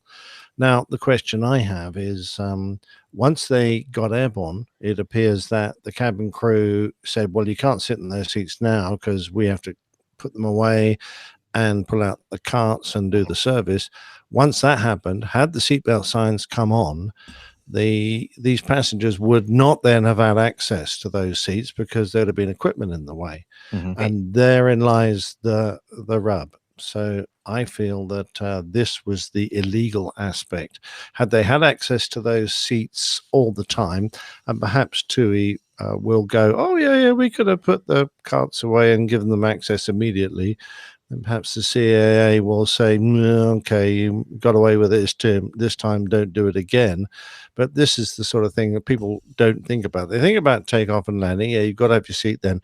But if you're a passenger or you're a crew member or whatever, you have got at any time that you need to sit down for safety, got to have a seat available to you. And this must have been the case or should have been the case for these passengers. I have no doubt that when they realized there was a problem with the seats, they would have offered for the passengers to fly on a later flight. And the passengers probably said, well, that's okay. We'll accept the fact that we have to sit on the floor rather than take a later flight. But, and I think it was wrong. I think they were initially awarded quite a menial refund. I think the company should have stepped in straight away and given them a generous one to prevent them having to feel that they needed to go to the press. Then we would never have known about this incident. Exactly right. That's the point for me. First of all, yeah, personally, if someone had come to me with this problem and I was the captain, I would have really rolled my eyes and go, can we ensure their safety through the whole flight? Is this legal? And if I'd been assured of that, then I probably would have said, well, it's so long as the family is completely happy and understands that they're and we can suitably recompense them for the inconvenience. But yeah, I think these people also may not have. I mean, if it's true that I'm just assuming / guessing here that they, accepted to fly on the flight anyway, even after having been perhaps offered to fly on a later flight. Sitting on the floor of an aircraft. I mean, maybe they didn't realize that they were going to have to, get up during meal service or anything like that. But I don't know. Really uncomfortable. My wife slept on the floor all the way to Hong Kong because we were traveling on jump seats and it was just too uncomfortable to sit on. The front jump seats bolted to the wall. They're not comfort seats. They're really uncomfortable, and she had dreadful backache, so she's lay on the floor. So sometimes you do what has to be done, but it's far from ideal, and it really does. It's a bit of a PR disaster for TUI. The sensible thing would have been to deny them travel. Then it would have been just another case of passengers not getting on the flight they wanted. All right, see, so here's my take on this, and that is it's probably a charter flight, and I'm sure there wasn't a whole lot of choices as far as flights go. So there may or may not have been another choice that day or that week. I don't know. I mean, it really depends on how often they have that service. But from what I'm hearing, Nick, that it's okay for as long as they have a seat available with a seatbelt and strap in, then the flight attendants ask them to move to the floor during the flight. But if in fact it had become a safety issue, they indeed have had seats for them to go back to and strap into, correct? I mean, that's right. But so long as they can access those seats at any time. If those seats weren't available to them because they had the galley full of carts now, then that would have been a problem. And the CAA would say, well, that's all very well, but you've got to let them have those seats for that. If once you've given them to them, they've got to have them for the whole flight. You shouldn't have asked them to move out of those seats, but in case the seatbelt sign came on. Okay, well, that would be my take on it. But I don't think, well, I know for sure that that's not the case for U.S. carriers. If you are a crew member who is authorized to jump seat, then you can occupy a jump seat. But if you're just a regular passenger or even a relation of a crew member, you are not allowed to occupy a crew jump seat. And FAA or company regs? FAA. And even to take that Okay. even a little bit further, Jeff, is that if in fact, let's say you have an airline that's not authorized or familiar with our procedures, that flight attendant per se cannot sit on a Acme jump seat, even though they're a certified flight attendant by the FARs, right? So let's say you have an offline, express jet flight attendant that needs to get to work, even though we have 2 extra jump seats, if they're not qualified on aircraft or not, and there's not an agreement, they cannot sit in that jump seat. There has to be a seat available in the cabin. Yeah. So Interesting. Interesting. Yeah. Now I'm pretty sure that's an FAA thing, but I could be wrong. So if you're listening out there and you're saying, no, Jeff, it's a airline thing. Well, okay. We'll correct ourselves on a future episode. Yeah. I don't know if it's an FAA deal as much as an interline agreement, because I think the FAA would view another flight attendant who's certified by the FAA and they carry a certification card, as far as I know. They're certified, then they would be legal to sit in a jump seat. But I think it's an interline agreement, maybe. Yeah. It's more what I'm thinking, because there are flight attendants I know that cannot sit in our jump seat. Yeah. So for this show, we're still at 50%. Well, we're hoping. Hovering somewhere right around that mark. Until someone corrects us. Yeah. Well, I think we're as far as we know, it's 100%. 90, yeah, 100%. Oh, 99, maybe. absolutely. Yeah. Let's don't get too cocky, Steph. Let's say 95. All right, 95. We can be humble a little bit. Yeah, maybe. More. Nah. How's it going, APG crew? My name is Spencer. I'm from the Toledo, Ohio area. I just began my flight training this fall, and I figured I would, after a year of listening, I might as well send in some audio feedback and just say hi. So I just began my flight training at Bowling Green State University. It's right here in the area, so it's not too far from home. And I just absolutely love it. I decided really late in my senior year that I wanted to be a pilot. I wish I'd have chosen sooner, but I was going to go into music a lot like you, Captain Jeff. I went and I auditioned. I got into my dream schools, but the pull of aviation was too strong. So I began my flight training. I love it. And you guys have been a huge inspiration. I've learned so much from listening to the show all the time. And the community is really great. Hopefully I can make it out to a meetup. I don't really have any crazy thought-provoking questions. I just thought I'd say hi. I do have a question for Captain Jeff. You mentioned monoprice an episode or two ago. And nobody else in my life has known monoprice except for Acme pilots. One of my mentors who kind of got me into aviation and kind of guided me through the process. He's an Acme pilot, and he got me into monoprice. Is it just an Acme pilot thing? Do you guys all use monoprice over there? All right. Thank you. I'll talk to you guys later. Yes, it's just an Acme pilot thing. We're given a special 75% discount on anything at monoprice. That's part of the package when you're first hired. No, I'm just kidding. Dana's going, what? I don't remember getting that. What? What's monoprice? Dana's thinking. It's a great place for all kinds of stuff, electronics and technology and that kind of thing. And the reason why I know about it is because of the Leo Laporte and the Twit podcasting network. They talk about monoprice all the time. Really high quality stuff like audio cables and HDMI cables and all that sort of stuff for dirt cheap pricing. Main man Micah knows all about it, right? Anyway, great place. Check it out. I wish I had some kind of an affiliate deal with them where they could kick back some money to me for mentioning them, but I don't. Monoprice, if you'd like to enter into. Yeah. Monoprice.com. Contact me. Call. Contact our sales representative, Dr. Steph. HR. HR. Yeah. Okay. And welcome, Spencer, to the show. It's about time you finally sent in some feedback, and do it again. And it sounded great. Send some more. It did. I did tweak it a little bit, but it did sound good to begin with. Oh, you paid that voiceover guy to do it? And Yeah, that that's wasn't actually very good of Spencer at you, all. It was a Jeff. completely Very different good of you. It's a good use of coffee fund Yep. proceeds. No, that was really Spencer. James sent in a quick audio, and let's hear his lovely voice. Take it away, James. Why am I not hearing James? Oh, I know why.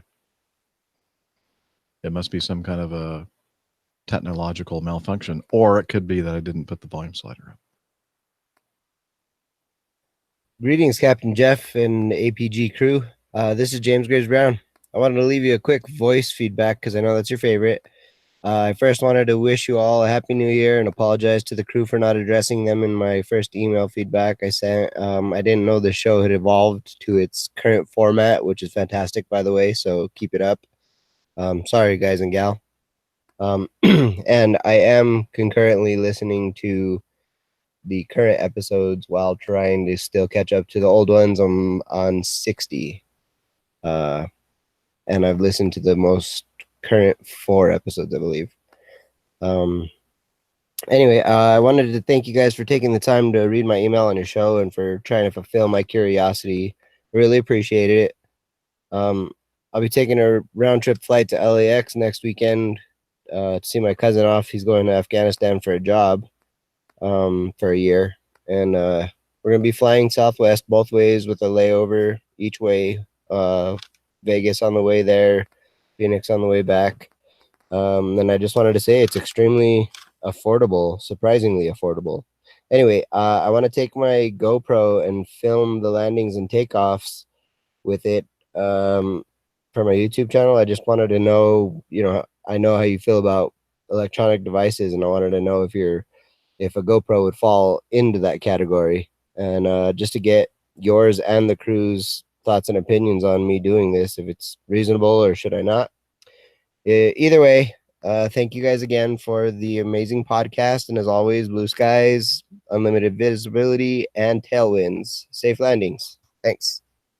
Thank you, James Graves Brown, for the audio feedback. Always good to hear audio feedback. And I think the way that you're doing the, he has the APG syndrome. He's trying to listen to all the back catalog, and the way he's doing it is the way to do it. Listen to the older shows, but at the same time, listen to the up-to-date shows. Kind of. Yeah, maybe one in each ear. Yeah. Oh, that could be simultaneously. You see, yes. That might end them up in the psycho ward. Don't listen to Captain Nick's advice. That's not a good idea.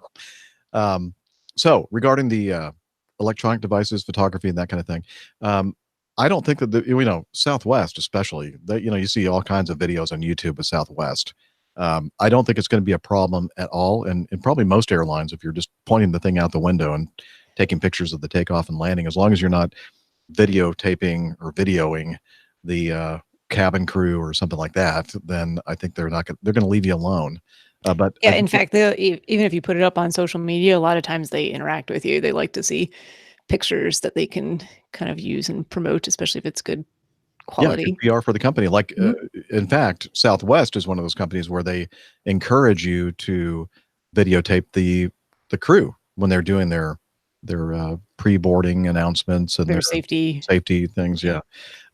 However, I should point out that most of the airlines do have policies regarding photography or video recording. And most of them, like American Airlines, has a policy that says photography or video recording of airline personnel, equipment, or procedures is prohibited. And this article where I got this information also said that United, Delta, and Southwest have similar policies. But of all of those airlines, I think that Southwest would be the most liberal when it comes to, shoot away. Now I say, well, and I think the question is, what are you doing with that image or that video recording? If you're taking a photo of someone to post just a picture of a person at that's just strange. And I don't know why you would do that in the first place. But if there's something interesting going on, if there's something that, is if you look out the window and you're so moved by what you're seeing out the window in terms of cloud formation, the way the sky looks, just interest in the takeoff or landing in general, no one's going to have a problem with that, I don't think. Well, I mean, number one, if anybody from the crew, i.e. the flight attendants, walking through the cabin when you're taking off and landing, obviously they shouldn't be doing that, right? So the chances of you getting caught doing that and somebody saying something to you, pretty slim. Is it against the FAA policy? Yes, electronic equipment is not supposed to be used. However, well, you disagree with me, Nick, Jeff.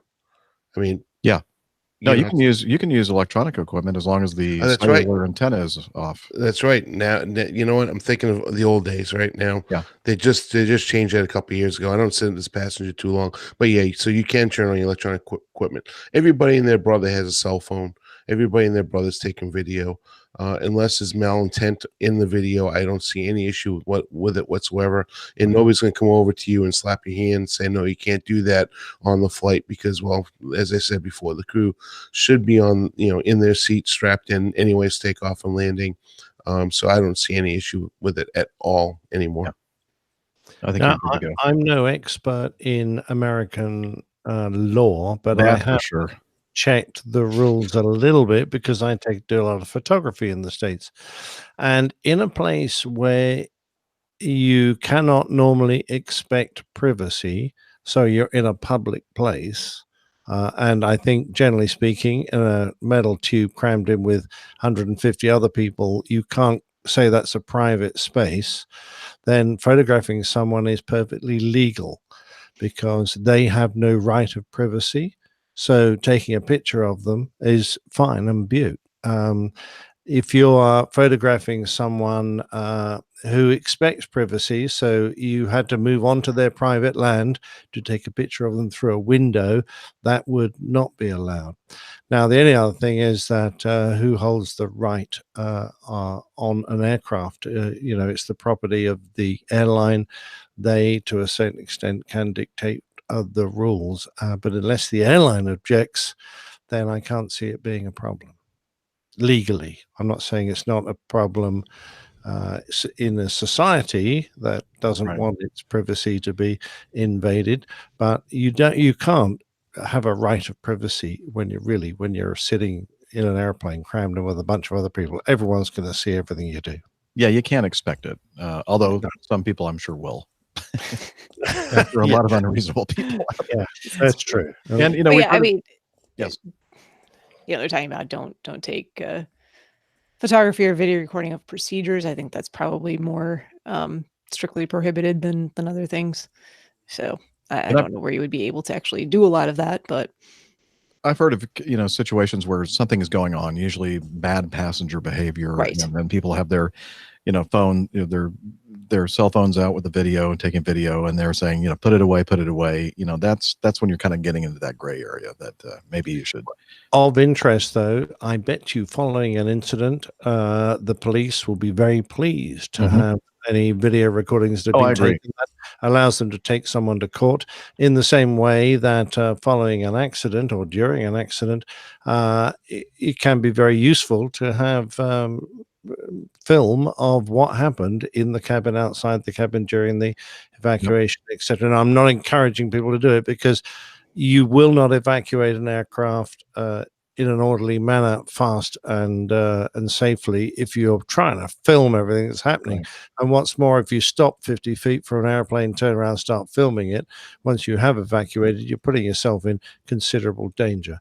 What I'm saying is that a film taken from a safe position might be usable, might be suitable. Yeah, I think basically, what James is planning on doing is basically AvGeek related stuff. Not fairly pictures of the flight attendants and that kind of thing. I think no one's going to upskirting, but otherwise you're fine.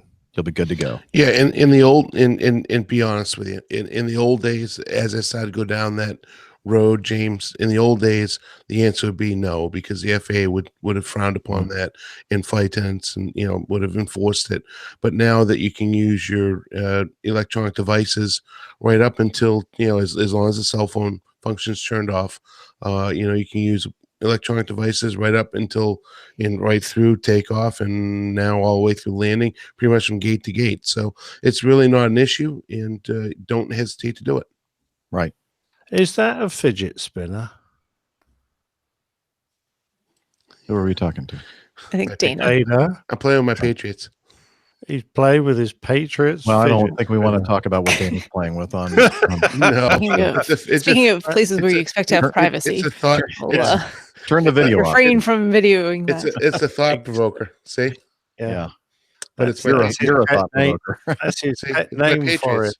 For those who My- can't actually see the video, it's just it was a actual raffle prize at my Patriots bar that we do during halftime, and I don't know why I even have it in my hand, but it happened to be up here. So Okay, squirrel. All right, 9. Liz, perfect. Oh, well done, Jeff. That was Thank nice. you. Jay says, Captain Nick's explanation of the F-104's abysmal flight handling characteristics filled in all the gaps that I had. The plane does look like it's going Mach 2 even when it's standing still, and I built several models of it because of how cool it looked. If the plane was designed or built for supersonic performance, did it, and maybe the other Century Series fighters, force an exploration of variable geometry wings like the F-14 or the F-111? Plain Tales is the best part of the show, and thanks for the time hack. After listening for the APG crew update, I'm usually vaulting to hear latest installment. Jay Roten. Oh, so what he's saying is just the intro and then Plain Tales, and that's it. That's all Jay listens to on the show. Huh. Well, he may not even listen to the intro. But Yeah, you may not. Yeah, he just right to the Plain Tales. Well, you know what? Good news is for Jay, you may not know this, but Plain Tales is a standalone podcast on its own, and you can subscribe to it, and then you wouldn't have to hear any of this garbage. Yeah, thanks very much for you, Jeff, for setting that up. Yeah, brilliant. No, At listeners' request, but no, listen to the whole show, Jay. For heaven's sake, I'm not sitting here wasting my time for all these hours just so you can skip to Plain Tales. Yeah, come on. Yeah, be fair.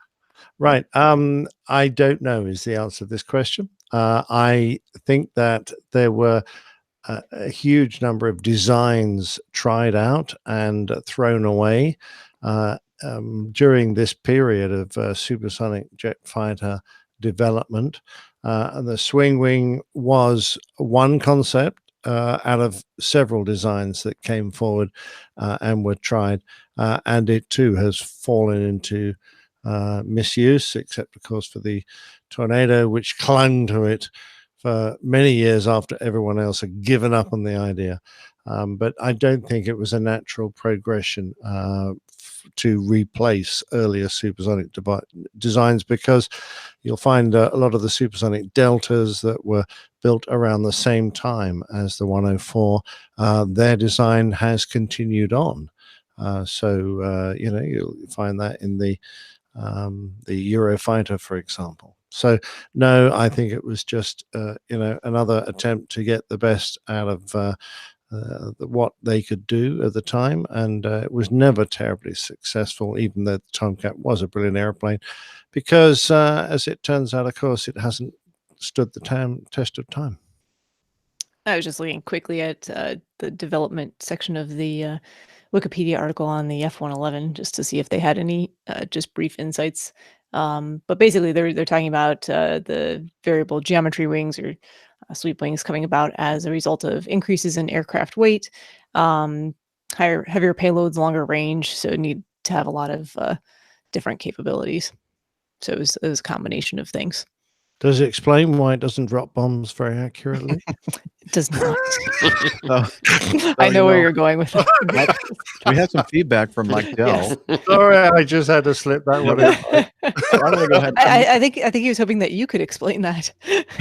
So I was going to skip this one for this show, but I'm going to have to do it now. Mike Dell, who is a podcasting genius, but he was in the U.S. Air Force as a weapons systems operator in the F-111, and he says, Captain Nick, with all due respect, the F-111 was one of the most accurate bombing platforms out there in its day. Certainly better than the F-4, which is an experiment to see if they put big enough engines on a brick, it will fly. The F-4 did fly. I know this because I have a little guy in back time in them, GIB. So Mike Dell answers another question that I had. Yes, he was also a backseater in the F4. So very cool.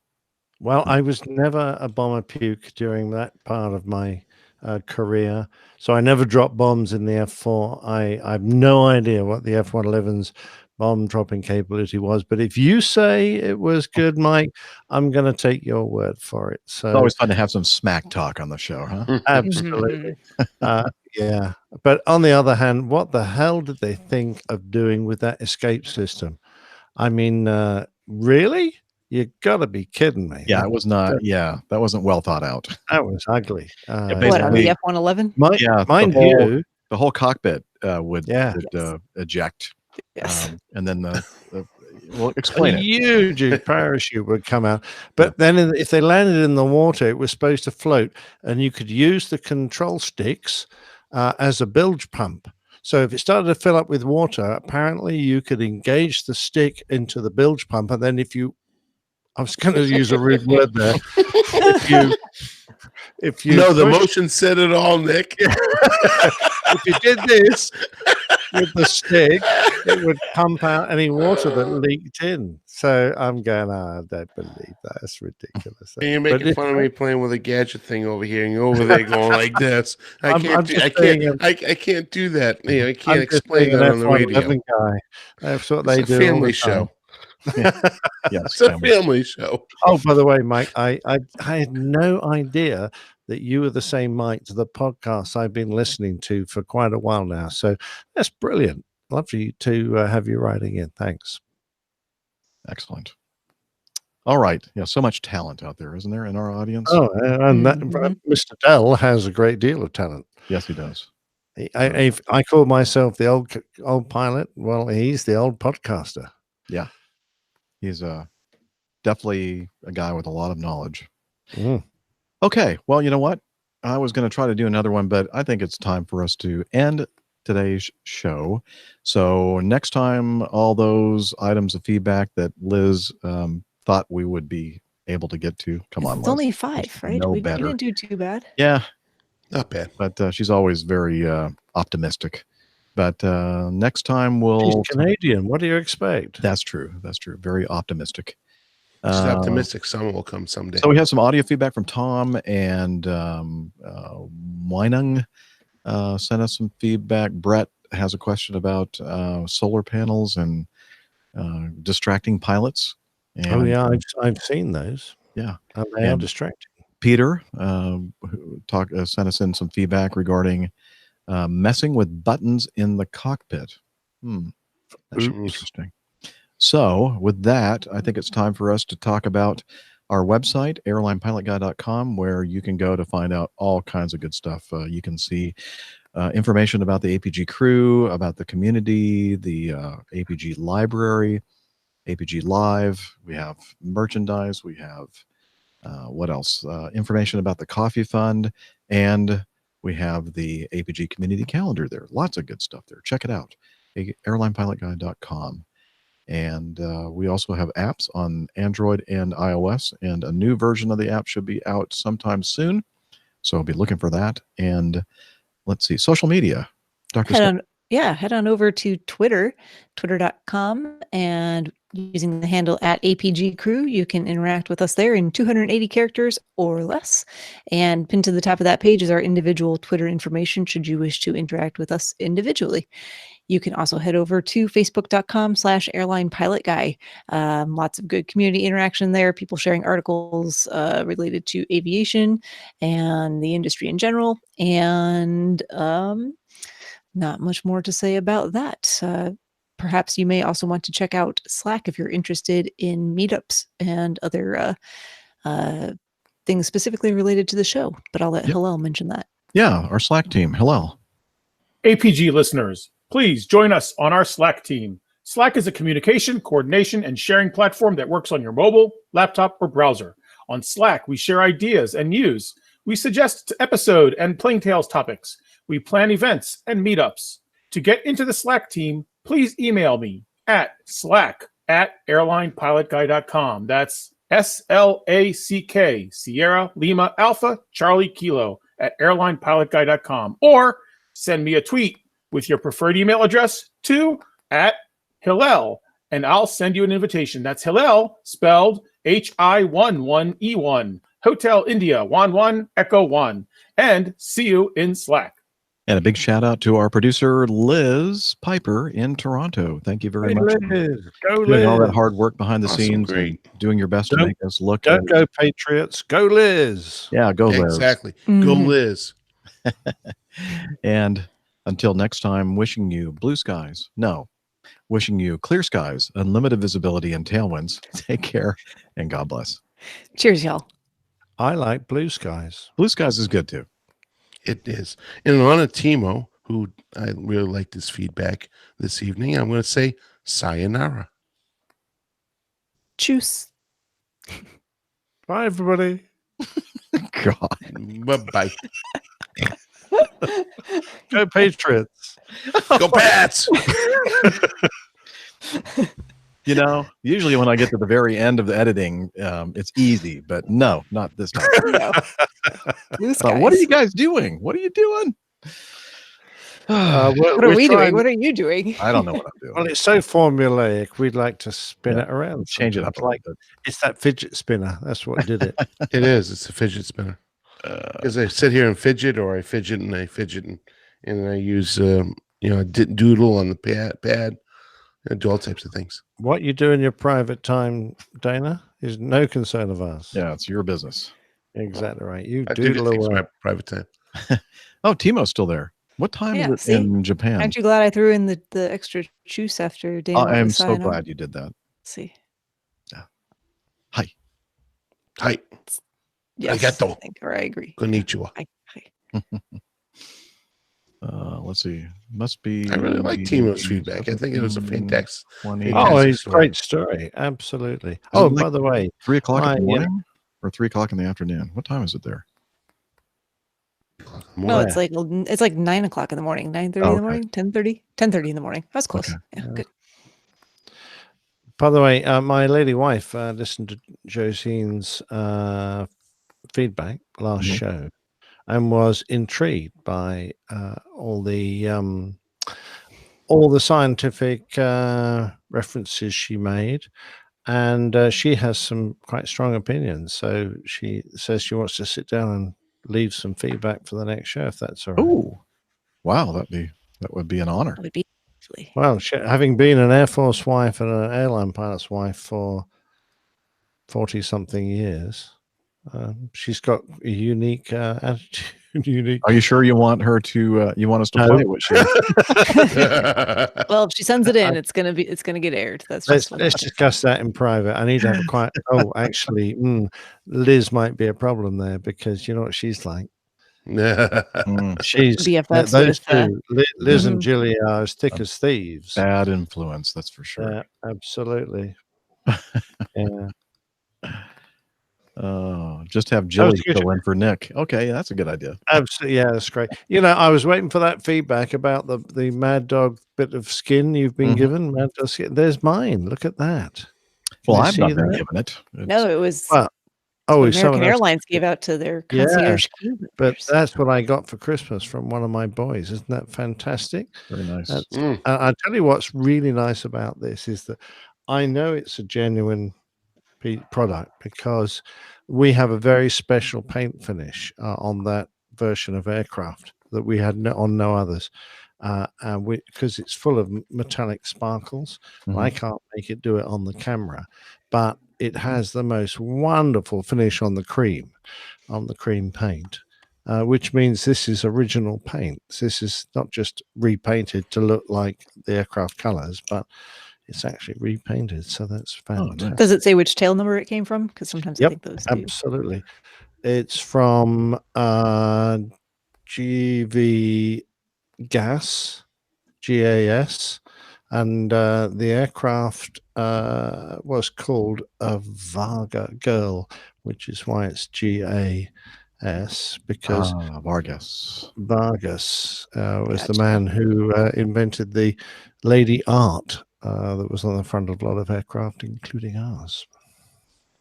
So if Brilliant. it were a Monarch airplane and it was gas, then we'd say, oh, That was Captain L's airplane.